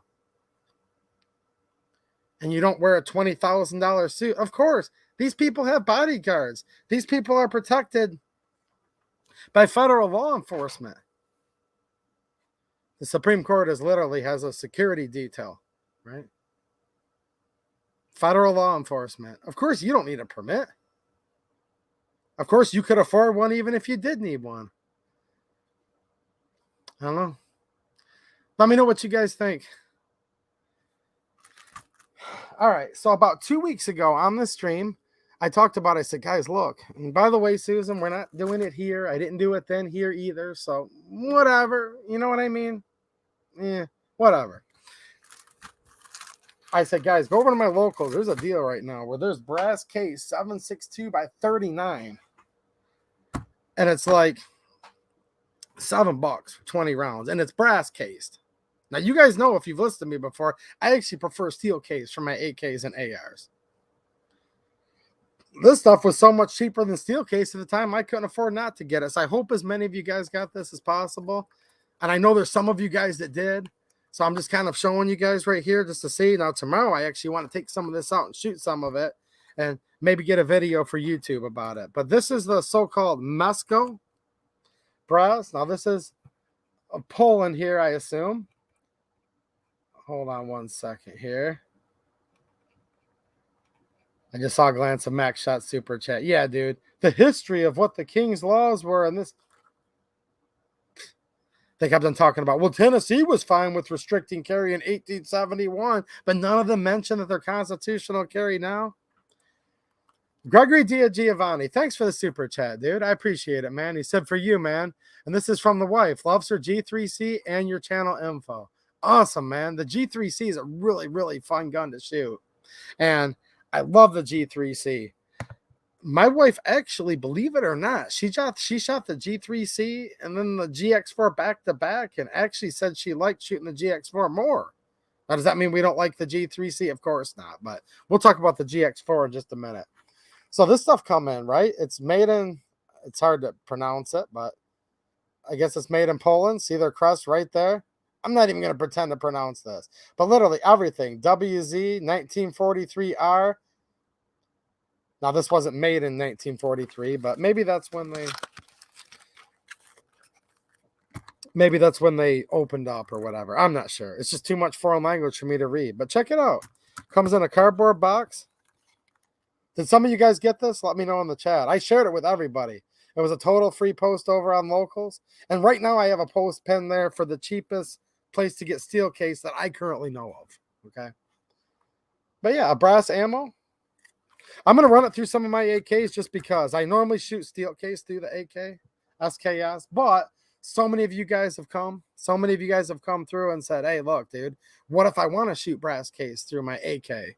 Some people have said, well, we've heard you to AEDU, but we don't believe you, which is totally fine. And some of you have quite routinely said, look, we don't care if Mikhail Kalashnikov design it with steel case or not. We don't care about cold hammer forged and chrome lined, and we're still only going to run brass, which is fine. It's your rifle. It's your investment. You should always do whatever you want. Right, Gregory? So this will give me an example. You know, I'll say, hey, guys, here's some brass case. This was cheaper than steel. So there was a 10-box limit, and I grabbed 10 boxes up. Sometimes you just got to jump on this stuff when you can. I couldn't really even afford it at the time, but I was like, I can't afford not to get this crap. So let me know if some of you guys have, one of you guys must have. I know I made that post over there, and they sold out about, I don't know, it lasted about 36 hours, about a day and a half later. Here's the problem. I can't promote this stuff on here. I can't even say the name of the place here, but the post is over on Locals. Raphael Pizzuti. I mispronounced it wrong. I'm sorry, man. He's with the $10 super chat. Well, thank you. I appreciate the support. Did you have a chat that got cut off or just offering some support? I appreciate it, man. There you go. I think I just saw his comment. He said, God bless you and your family. We the people, crap kicking patriots, truth, logic, and common sense. Keep up the good work. Yeah, man. Thanks for the encouragement. And I hope you guys are all encouraging each other, because I saw somebody say, look, this is out of the corner of my eye, okay? And somebody said in there, they said, hey, we had the Second Amendment before this country was even invented. I totally agree. And I actually said that earlier in this stream. Look, we didn't have the Second Amendment, but I knew what you meant. The right to keep and bear arms, that's an unalienable right that people always had, even before this country was a country. So that's why all these arguments, I just sit here and listen. And here's the thing. I'm like, are you guys that stupid? No, they just want that much power. Now, they might be stupid too, but they just want that much power. That's what it comes down to. So heck yeah, guys, I got 10 boxes of this stuff. The so-called Mesko, M-E-S-K-O, I think is how you spell it. It's not in front of me right now. I don't even want it on my screen. So here's the thing. I show you guys Susan here. She's here. She's with me. Well, we're not like together though. She's not like with me like that. So, but she's with me here, but she's also like right through there. She's out there too. So yeah, it's pretty draconian, right? So I grabbed up 10 boxes of this. There was a limit 10. Hopefully some of you guys were able to get this. I tried to help as many of you as possible. And I'm going to run some of this out of, I don't know. I think here's what I'm going to do. I'm going to kill two birds with one stone. Tomorrow I'm going to be doing some range shooting. I'm going to bring some of this with me. And I will bring the PSA, okay, GF3-R, the Romanian, that we were going to break in at the Iraq Veteran Range Day with my friend Chris and Frank. But literally, I got a mag through it. Chris got a mag through it. And then they called cold range and went to like just shooting suppressors for a while. Then they did some other stuff. And then they got away from us. But I'm going to pick up where I left off. Any of you guys that saw my Romanian AK video where I'm like, yeah, guys, you only saw like 60 rounds. So, yeah, I'll do it that way. So I'm going to run some brass through it just because people want to know. Now, while I was there, I wanted to add a few more things to the cart just to combine shipping. A lot of you have been asking me about buckshot. This one got a little bit damaged, but we're good. These boxes always fall apart in shipping. So I said, well, I've tried different buckshot over the years, but people ask me about this. And I made a post of like a daily deal where they had this stuff very, very affordable. I know, guys, back to this again on locals because we can't here. So this is a 12 gauge, 2 3/4 inch, 1425 foot per second, 1 1/5 ounce, double lot buck brought in by Black Aces Tactical.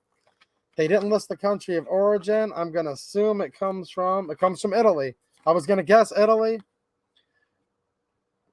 or possibly from Russia because we can still get it if there's any permits right now that are any Form 6s that are still approved. But this comes from Italy. Let's take a look at this real quick because I've got a couple semi-auto cheap shotguns I want to do videos on soon.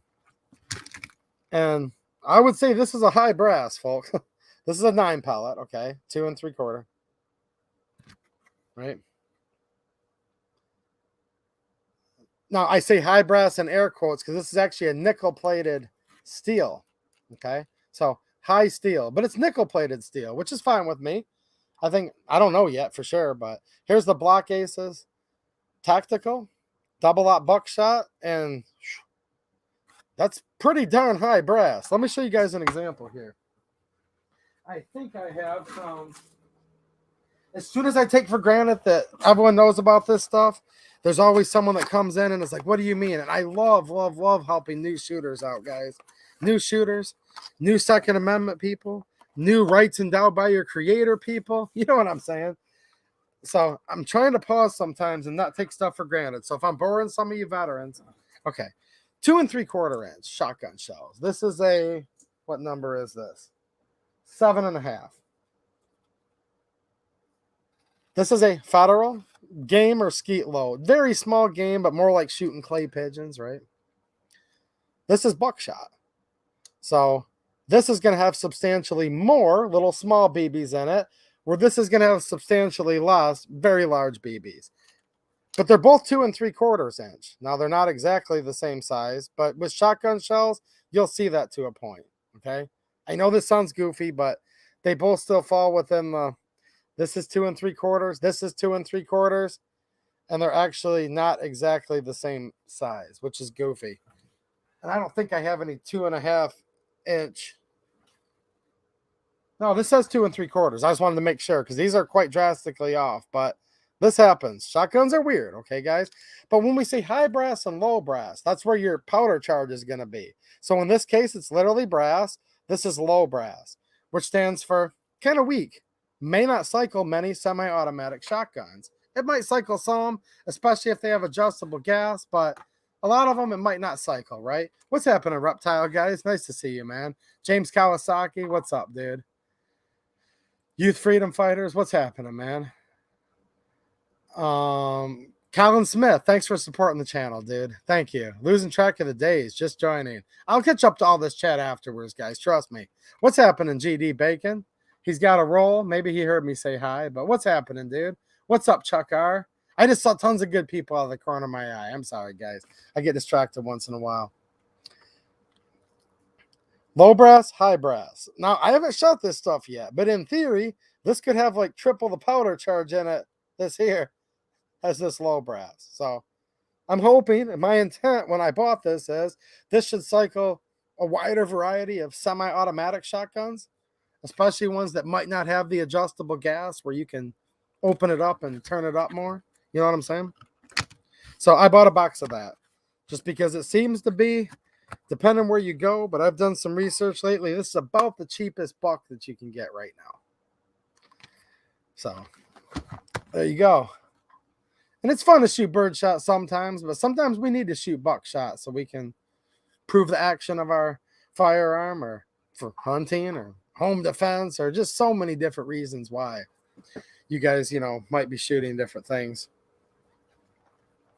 But yeah, 12 gauge, 2 3/4 inch, 1 ounce shot. This is 7.5 shot. They call it a game load, game, clay, stuff like that. Bird shot, right? That's another very common name for it. People call this bird shot. It's kind of a pain in the butt, man. You ever clean like a pheasant? You can find these little BBs anywhere. And sometimes no matter how good you clean it, you'll still bite one when you're eating it. Ooh. And this is going to look weird to you guys, but hey, why not? I have some stuff that this will be relevant to. I grabbed a box of MagTech 40 Smith & Wesson. This was about the same price as 9, actually, which I thought that was a good deal. Anytime you can get 40 for the price of 9, it's all supply and demand. More people want 9 than 40. And I understand why. I shoot a lot more 9 than 40, but there you go, nice. New manufactured MagTech 40. Any 40 fans out there? I'm not real familiar with this loading. It's just a plinking loading, basically.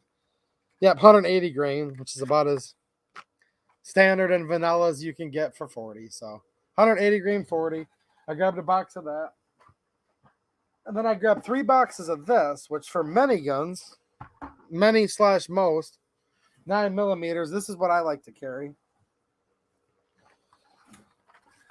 Saw this stuff's back in stock again. It's not cheap, but not bad either, considering what it is. Some of the federal premium, they call it law enforcement. This is the federal HST, and this is the 124 grain plus P. Way cheaper generally to buy it in this size box, the so-called law enforcement box, than it is to buy it in the little, let me see if I've got some sitting here like that. I may or may not. I don't know where I put it, but you guys know what I'm talking about. The little plastic container that holds 20 rounds. This is usually the cheaper way to buy this. So I have this. I've been buying this stuff for years off and on, but not like a huge surplus of it because it's expensive. So I wanted another box to freshen up my supply. And then I bought 2 more boxes for a new shooter that I know that just got their first handgun. And I said, well, you need to practice with the ammo you're going to carry a little bit. And then have something to fill up your mags with. I already know that my carry guns that I'm currently using like this, so I didn't need quite as much as they did. So there you go. That was my little ammo score. And I'll go back and catch up. Maybe someone chimed in, but I hope somebody got some of this. I'm hoping I'm not the only one, because my whole point of talking about it on my last 2 weeks ago's YouTube stream and told you guys to get over to the locals and look at that post was so that so you guys could help take advantage of that too. They didn't like that stream either afterwards. Whew. Ooh, that stream went yellow. See, here's what I've been doing, guys, for a couple months now. I don't play ads while the stream's live. Did you guys notice that? No ad to come in here, because that's annoying. And you guys are always generous enough to keep everything going good, right?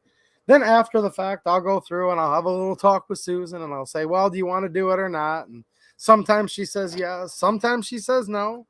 Okay? But I purposely don't run them while they're live. I negotiate with her afterwards. And man, when I was talking about this Moscow ammo, whew, they did not like. I basically got a thing. I mean, this isn't literally what it says, but just to cut to the chase, it says, Susan does not like. Does not like whatsoever. But yeah, I'm not doing them while the stream's live, guys. TJ Drama says that he loves it. Well, it is what it is, guys. It's a fine line. I can't afford for this to be my most expensive hobby, but I get it. You guys are generous. I'll try to help you guys out where I can. And at least while you're watching it live, you don't have the ads popping up every 5 minutes. I was trying to watch someone stream the other day, and I had to watch 2 ads to get into it, which I get it. That's totally fine. 5 minutes later, another one popped up. 5 minutes later, another one popped up. 5 minutes later, this is while it was live. I'm like, all right, I can't. It's like, just because here's the problem. I'll be across my shop listening with Bluetooth, and replay you guys may see one. It may be because I wanted it there. Maybe not. Sometimes they do literally put ads on videos and they just keep it all. Read their terms of service. It's in there. Trust me. But I'll be across my shop working, listening on Bluetooth. I can't get back to my phone to skip the darn thing. Some of these skippable ads last like 27 minutes. Have you guys noticed that? I don't want you guys to have to deal with that while it's live. Like literally, I missed like 30 minutes of this guy's stream because there was like a 20-something minute, like the longest one I've ever heard, skippable ad, but I was just too busy because I was all the way actually not on the other side of the room, in the other room. I didn't want to stop doing my work and break my focus on that, and I was forced to listen to a 27-minute ad. I got there like 30 seconds before it was over, and I looked at the timer, and I'm like, Yeah, it's crazy. All right. Now, I can't show it, so I think tomorrow night on locals, look, I'll probably have a local stream tomorrow night. There's a chance I might not. It depends how late I go hanging out tomorrow. But if I don't do it tomorrow night, maybe I'll come on Sunday or something. I don't know. But I'm going to try to have a local stream tomorrow night. Maybe I'll do a special live on location stream too. But either this weekend or next weekend, I'll do more of a follow-up on locals because I can't touch guns on live streams here on YouTube. I just can't do it. But the GX4. So a lot of you guys already know what it is. I've done several videos. It's Taurus's 9mm micro compact. Now, it's as small-ish, but pretty much as small, if not smaller, than some of the single-stack 9s in the past. The crazy thing is it's still a double stack, but it holds 11 rounds in the flush fit mag, and then they have an optional 13-rounder. I'll tell you guys what, that pistol's really, really impressing me a lot. Now, when it came out, it was right in the heart of, we call it many things. Let's just say the flugaloo. You get it? The flugaloo, where every gun that was out there. And people was giving me heck, like, I don't work for Taurus. I don't, like, duh, whatever. Okay? I've bought 2 of these GX4s, just so you guys know. And the guys that are on locals can vouch for it. I showed my other one right there on the screen last Saturday. With my own money, by the way. And, of course, generous help from you guys, as always. So, look, people said, they'd complain to me, what the heck, man? This is BS. This gun costs this much. I'm like, hold on. Every gun's up 100 to 150 right now. The problem that stinks about the GX4 is it came out when guns were up 100, 150 or more. The whole time they had, from the launch, like, it takes these guys, like, years to create something, right? They don't just create it instantly. They started to invent it, design it, decided to make it way before the flu happened. Well, you got to put it out when you got to put it out. Like, you go under if you made a bunch of something that they put it out right during the panic, the flugaloo. People are like, oh my gosh, this thing's so expensive. Here's the thing, guys. It finally hit sub 3. It's finally dipped below 3. And I have a post right there pinned to the top of my locals. You guys can see it. Excellent, excellent deal. I almost want to buy a third one. It's such a good deal. I'm hoping my better half. Boy, she's pretty too. She's such a good woman. I'm hoping she's gone to bed right now. But I almost want to buy a third one between you and me. It's finally sub 3, and I think it could possibly later dip a little more.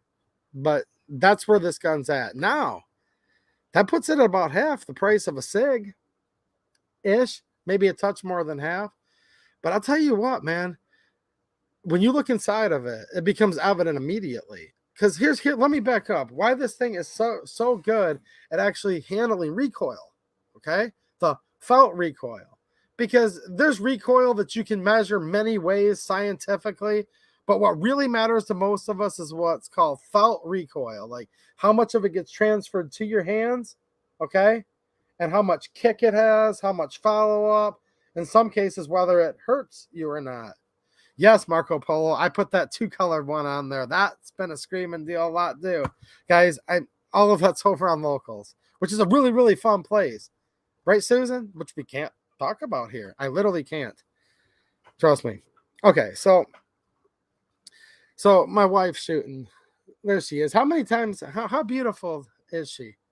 No, she is that beautiful. I'm trying to get on her good side, too, guys, because I post these daily deals for you guys over there, which a lot of people appreciate, but it's kind of to my demise because I end up talking myself into buying way more of this stuff than I should. I almost want another GX4 talking about it. So I should just end the stream right now. All right, guys, don't buy a GX4. It's terrible because my wife's so patient, but I'm going to buy a third one. Should I? No, I'm not going to end right now. We're going to talk about guns a little longer. Okay, so she's shooting was it a G2C or G3C? We were shooting all 3, but she was shooting one of the compact size Tauruses, and she's shooting it. She shot it before. I handed her the GX4. She looks at it a little bit sideways at first because she hadn't shot it yet. And she's smart. She knows. And I don't blame her. I hand it. She looks at it. She goes, ooh, what's this one going to do? Like, because she could see it was half the size of the G3C. Here's what's hard to realize. It's about half the size, guys. Now, in any one dimension, no. But if you take, like, some off the length, some off the height, some off the width. It feels about half the size. It makes it twice as easy to conceal.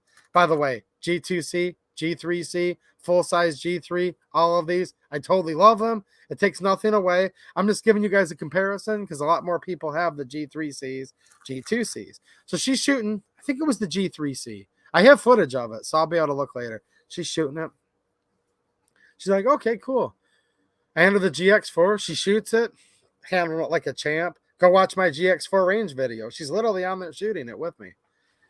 Afterwards, I ask her, and it's on camera. You know, it's on that video. I said, which one did you like more? She goes, this one. It actually recoils less, in my opinion. Here's why. It's not a polymer framed handgun. It truly isn't in the traditional sense. So let's just take like a Glock or like, you know, the different Tauruses, G series, all those awesome pistols. And really what they are is they're a polymer framed handgun, but they'll have like a locking block that pins in place. There'll be slide rails, things like that. But ultimately, the polymer is where all of the felt recoil gets transferred directly into. The GX4 has an internal stainless steel chassis, okay? Stainless steel, polished nickel plated, so it's like super slick and smooth, but has a stainless steel chassis. So what you're actually getting is the benefits of the rigidity of a steel framed gun, because the actual mechanism in which it reciprocates on and where the barrel locks, because it has the modified Browning action. So where the barrel unlocks, meaning the barrel tips up and then it comes back down into what we call battery and locks again, between it moving back and forth, locking, unlocking, that's where you get your recoil, your kick. Well, that's actually riding on an internal chassis. Now, where most polymer guns have just a little section of frame rails up front, another little section in the rear, you know, the metal parts that your slide slides on, this has them going basically the whole way down. A little cutout for your trigger bar on the one side, but it's got two long rails. If you've ever shot a Taurus Spectrum 380, this is kind of the same principle. So you're literally riding on like almost full-length rails, not the dust cover in the front, but where the action's at. So you might have this long of rails, okay, on the GX4, where you might have two sections this big each, okay? One on the front, one in the rear. On most polymer guns, again, this is me taking nothing away from the G3C. I love it. The answer is get both. That's what I did. Get 3 of each. That's what I've done, about to do. Okay, look. So you basically got these long rails. You've got this steel chassis adding rigidity. Now you've also got the benefit of polymer, where polymer does have some flex to it. So in my opinion, it's actually more controllable the way it's kind of a hybrid design, where you've got the plastic polymer grip frame with the internal steel chassis that's actually bearing the surface and force of the slide, the locking portion where it locks up and unlocks, right? So you've got the rigidity there, while you have the little bit of flexibility or cushioning of the polymer.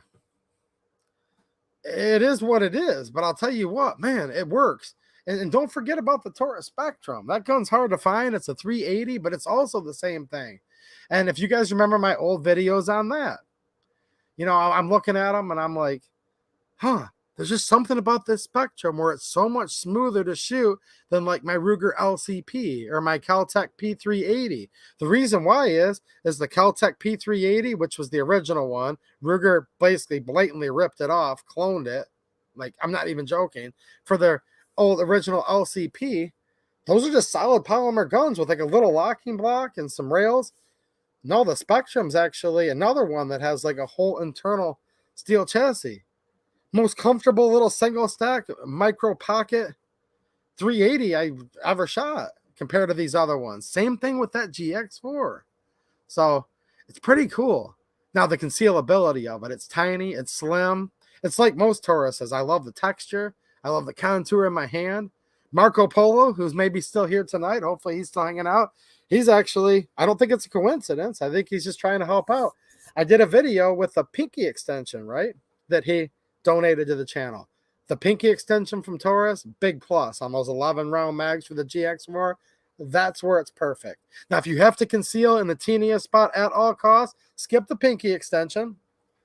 It'll just make it a little harder to shoot because you'll probably only have these two fingers, these two fingers rather.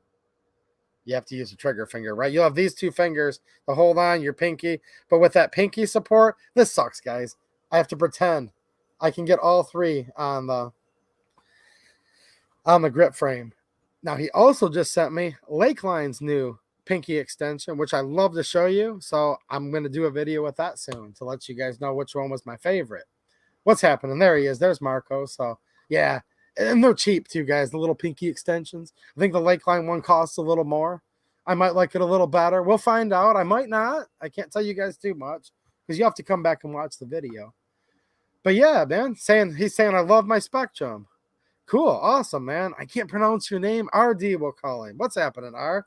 He's, some of these guns, you just shoot them and they're fun to shoot. That's kind of how the GX4 is for me, to be honest with you. Now, the trigger on it. Some guys are going to be like, nah, I'm out. So let's get this out of the way right now. I love the trigger, and I'll tell you why. It does not have restrike. It's not single and double action. It's just a single action trigger. You have to reciprocate the slide back. I'm fine with that because the trigger is very crisp. It's very sharp. It's very predictable, and it has a little bit of poundage to it. Not ungodly, nothing that's crazy, okay? But it's not going to hurt you. It's not that hard. However, it's got just enough where I want it for a self-defense pistol. Now, I did that long gun safety video. We're never going to point at a gun, anything we don't wish to destroy. We're going to do all that. But in the chaos of possibly defending your life, I want that little bit extra. But here's the thing. It more than makes up for it with that nice crisp pull, very short reset, which leads to faster follow-up shots, which we're seeing in this current court case where the young man in Wisconsin, what do they say? 3 shots in 0.7 seconds, 4 shots in 2.5, whatever it was. There was different numbers. I can't remember that, but it was a fast rate, okay? 3 or 4 shots in less than a second to stop his threat, to stop his attacker. So it's got a very, very short, crisp reset, which I like. I like for a concealed carry pistol. I do not, this is just me personally, I do not want a hair trigger on my concealed carry. That's not for me. Maybe it is for you. I could probably give you reasons why maybe you shouldn't want that, but you're all very smart people and you'll do what you want. And I truly mean that. I'm not being sarcastic. I could probably tell you that's not a good idea, but you guys know what you're doing. I like that little bit of extra poundage, not a lot at all. Just not quite, it doesn't feel like quite like, the single action does on the G3C, but it's much shorter and crisper than the double action pull, for example. Rudy Fetty, how's it going, man? Nice to see you, dude. Let's see. I thought I saw somebody else. Mike McClune, what's happening, Mike? How you doing, man? I'm trying to say hi to as many of you guys as I can. But yeah, and the other awesome thing about it that I truly love the most, it's a striker fired with a blade safety, and it does not have an external thumb safety.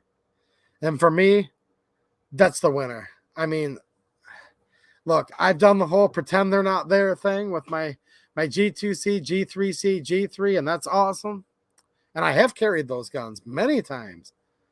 But this is exactly what I wanted. No manual safety. And it has many safeties built into it, literally. The first safety's here, obviously. Here. 1 through infinity safeties are all right within you, obviously.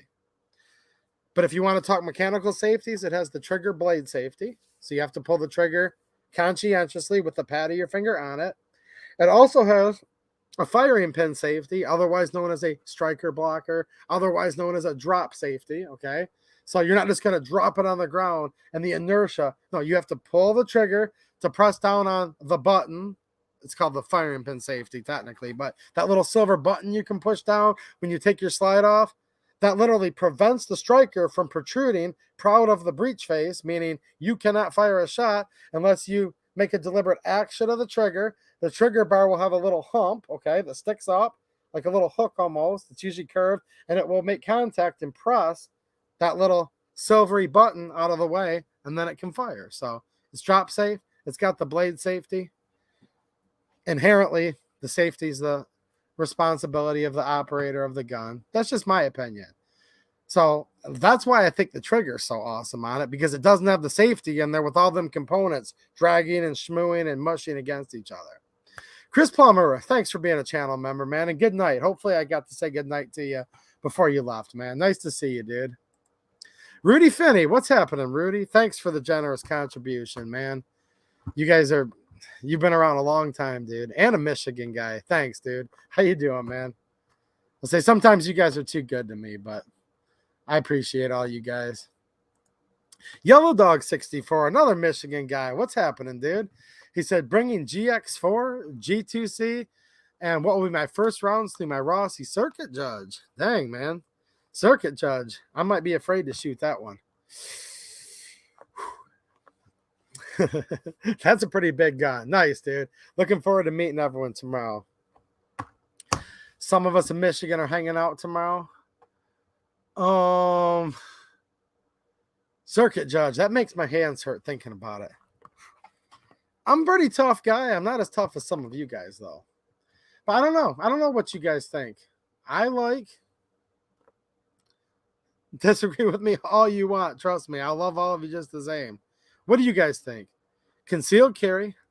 Like, it fits in the pocket. I did a video. The GX4 fits in the pocket. What do you guys want? Two questions here. I want to have a little bit of poundage, a little bit of force required to pull the trigger, but I want it to be short, and I want it to be crisp on the reset. But I don't want a hair trigger. What do you guys like? Do you guys like a hair trigger? This is for concealed carry. Concealed carry. We're not talking about at the range. We're not talking about competing. Concealed carry, whatever that entails for you. Okay? Whether it's in a holster, it should always be in a holster. Pocket holster, whether it's an awesome Forge Tech, OWB, IWB.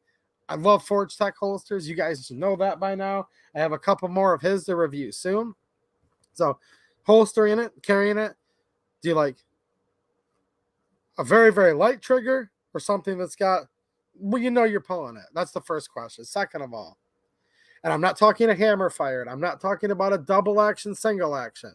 So don't think, I'm not talking about you 1911 guys. I'm not talking about someone that's carrying their 1873 single action or their 1860 Army. So I know you guys, someone's going to comment. So I got rid of that naysayer. Okay. Let's just talk about like with the Tauruses. So we've got striker fire pistols. Do you want your striker fire pistol that has the drop safety in it and the blade on the trigger? Do you also want it to have a mechanical safety? Just let me know. I'm glad it doesn't have it. I didn't want it to have it. It not having it is what ultimately is now allowing it to serve in a role where I do not want a safety at all. Now, if I'm open carrying at the Capitol, I've carried my G3 quite a few times. But then I had a backup carry that was concealed down, you know. The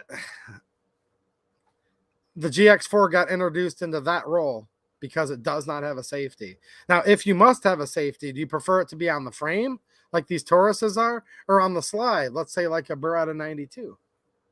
I don't know. Let me know what you guys think. Now, keep in mind, I really like the G2C, G3C, G3, like a lot. And I also really like the GX4. It made its way into a more regular rotation for me based on it not having a safety. That was actually one of my main two deciding factors, believe it or not. Oh, I never said anything was wrong with carrying a 1911. See? Don't misconstrue what I'm saying, guys. I said I'm not talking about, look, if you have a 1911 and you're carrying it cocked and locked, you need a safety. Okay. If you're carrying a Colt single action Army 1860, I was being totally sarcastic. You don't need a safety. You have to cock the hammer back. But if you bring your hammer forward, you should have your hammer back, right? You have to cock it back to pull the trigger and shoot. You know how you carry your 1860 single action Army? You bring the trigger down on an empty cylinder. So now you've just robbed yourself of a shot. It's just kind of how that works. That's how you carry those. I never once said, look, I never once said don't carry a 1911. I said, I'm not talking about single action guys. So if you're carrying a single action gun, okay, you're going to need, unless you're carrying without a round in the chamber, in my opinion, you're going to need a safety if you're carrying a 1911. Now, I would go ahead just to razz you, Christopher, because I have a feeling you're razzing me here. You probably get issues if you're even carrying a 1911. Oh, boy. I'm actually just saying that just to tick you guys off. I'm trying to have a little fun here at the end. Now, carrying 1911s isn't for me. I understand why so many people carry them. I don't care what you guys carry. I just think to myself, I can fit 11 rounds of 9mm in a GX4, and I can carry 4 of them for the same size and weight as someone's 1911 that holds 7 or 8 rounds. So I'm not going to let you 1911 guys off that easy. Trust me. The Reptile guys with a super chat and a channel member. Thanks a lot, man. I appreciate you. He says, wish I could be there with you guys tomorrow, but I hope you all have a great time. Kind of scary to think how far we've let this country go. I know. Whew, crazy stuff. And if anyone's just now joining, the rant parts at the beginning, just to make sure I lose as many subs as possible. And then we talked about the gun and the fun stuff on the second half. You know what I'm saying? Wiley Coyote. What's up, Michigan Hillbilly? What's happening, man? Some of you guys' names can be pronounced a couple different ways. And no, he's not wrong. Oh, people get worked up like crazy. Somebody new here is probably thumbing me down and unsubbing as hard as they can, even though I'm totally joking. I know that Christopher Bishop was messing with me, so I'm like, I'm going to get this guy. Ugh. He's probably not even a 1911 guy. Maybe he is, though. I just know this stuff can get really, really edgy on here. See, I told you guys. I didn't even read that till just now. He's just kidding, obviously. How do I put a safety on my 1860 Army? Somebody just said. I'm like, well, you really don't. You got to put that hammer down on an empty hole. You know what I'm saying? Take the primer off of there. Take the percussion cap off, right, boys? No, Bill, that's why I say it in jest. I don't want the subs that will leave anyways.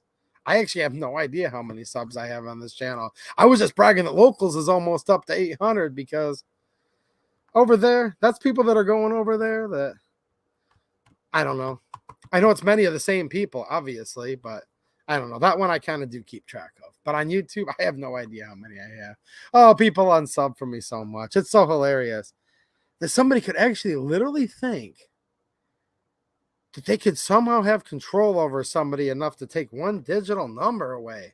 Are creators that fickle that they would literally like lie to people and act and not be themselves and just like turn into like a total cuck and let their whole country go to crap without saying anything? So like on a screen, a couple pixels could change over that represent a different number. Like I've never even understood that at all. I have no idea. I have no idea. People go, if you talk about, people come in and say, oh, I loved your Taurus videos so much. They'll say, I love your shotgun videos so much, but I'm going to give you a warning and you better heed it. This is literally a comment I got this week. You better heed it, 2AEDU, because if you talk about politics one more time, I am going to assert myself and unsub. I'm like, really? That guy just spent that much time to type that? Next. And then I went into a comment of somebody that I really liked. I mean, I liked that person too. I just thought they were completely delusional. That I'm going to sell my soul to change the colors of pixels on a computer screen? Really? They could nuke it tomorrow. Like, it could all be gone tomorrow. Like, literally. So, there you go. Right, Susan? Susan said, I don't think so. But, we'll see. Shojas, a Michigan guy. What's happening, man? How you been? He said, it's been a while since I've been on. Well, nice to see you, too. Nice to see you, man. Another good old Michigan guy. What's happening, man?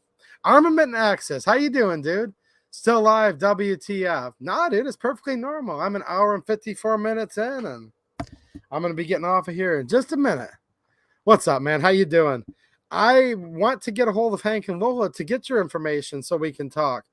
I realized when they were blogging on the Stranger Palooza channel that they're currently at a trade show out west, SEMA.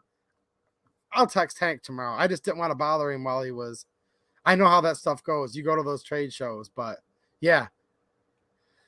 I'm not going to put my public information out like right here, right now, but yes, I would like to meet you. We're relatively close to each other, and I guess you get a hold of Hank or I'll get a hold of Hank. I just didn't want to bother him while he was doing SEMA because I know how intensive those kinds of things can be.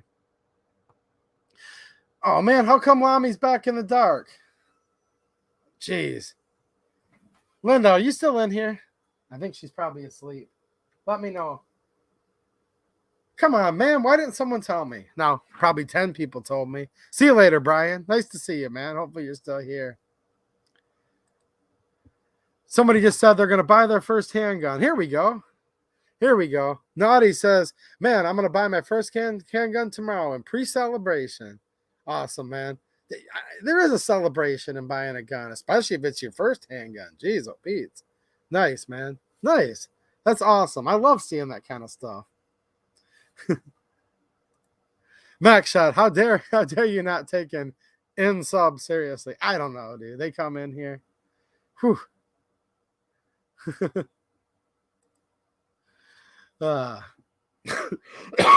Lami needs goggles. That's awesome, man. Where is the cheap 545? Jeremy Rhodes says, I posted some cheap 545 on locals not that long ago. Now, cheap by a few years ago, I don't know. But yeah, I'm posting all kinds of deals over there. Having a lot of fun. Did Linda go to bed? Hold on a minute. Linda, you're fired. You're fired. Hold on a minute. I can help her out, though. No, she does. Linda does get tired. I'm working these people too hard. The 2A EDU, I can't call them my staff because I don't pay anybody. So, all right. I am going to. Terry Davis, the bot's going to get you, by the way. But check the chat etiquette at the top. Go over to my locals, guys. It's 2aedu.locals.com, I believe, but the link's right down there in the description. You will literally see the best deal I know of on it right now on the GX4. Literally. Not here, Susan. Somebody just said, let's go, Wiki. Let's go, Brandon. Let's go, Wiki. Let's go, Brandon, for sure.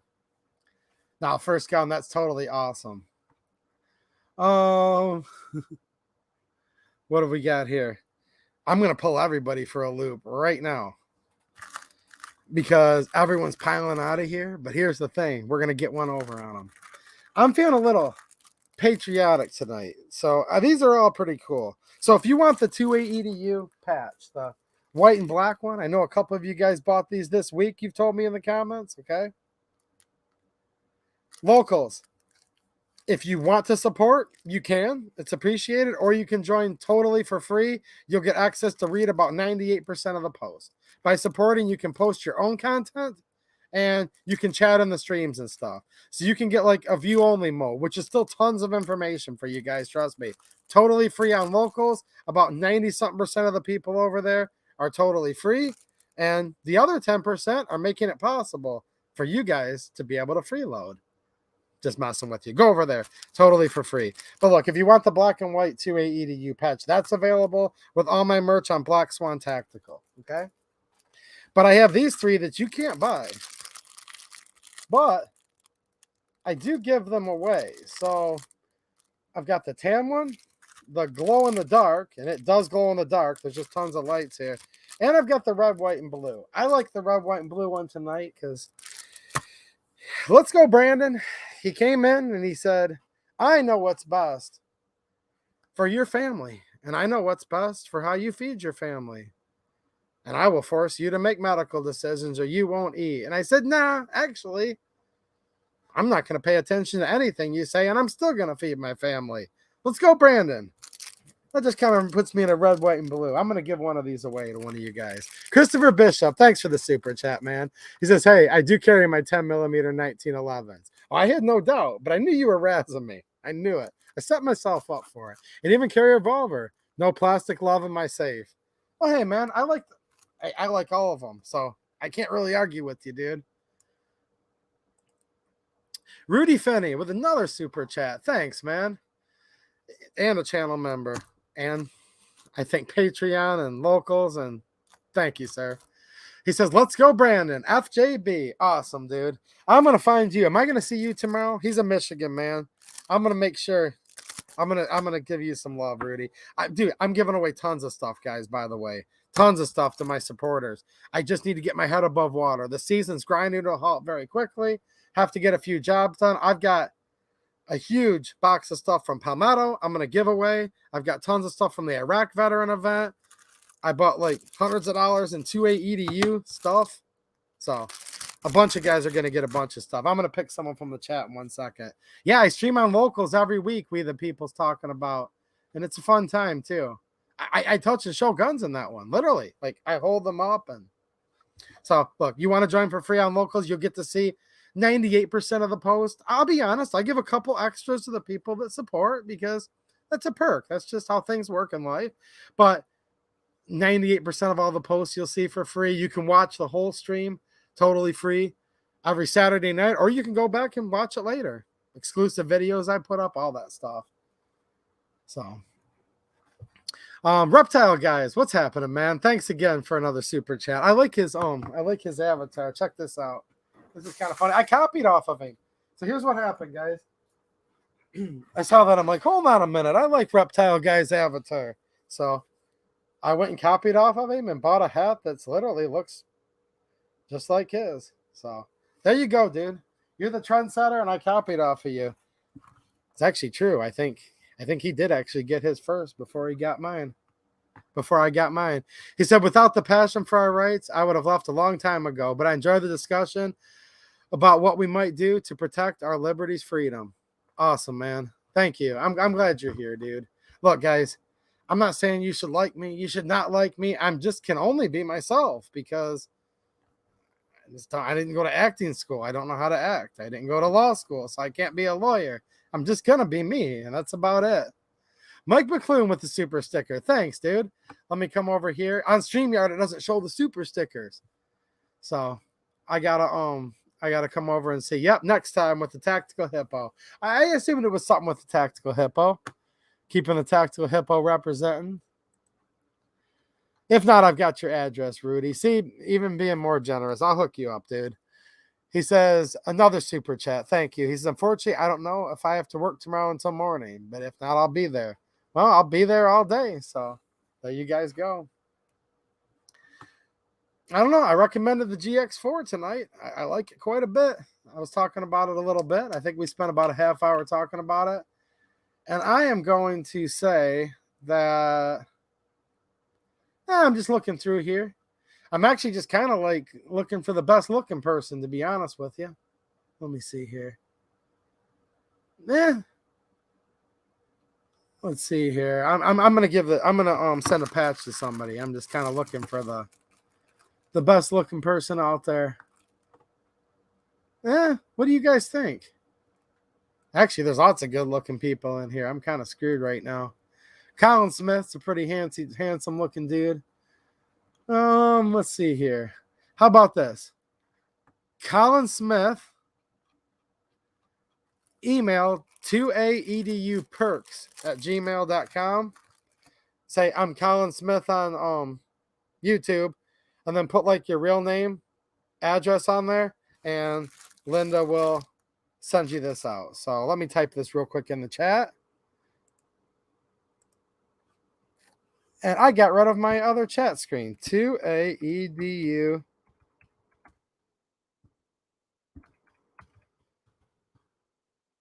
2aeduperks@gmail.com.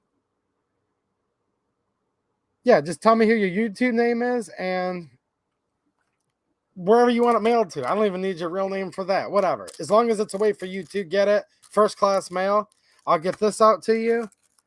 And I'm going to go random. Yeah, I totally agree. Like, hold on a minute.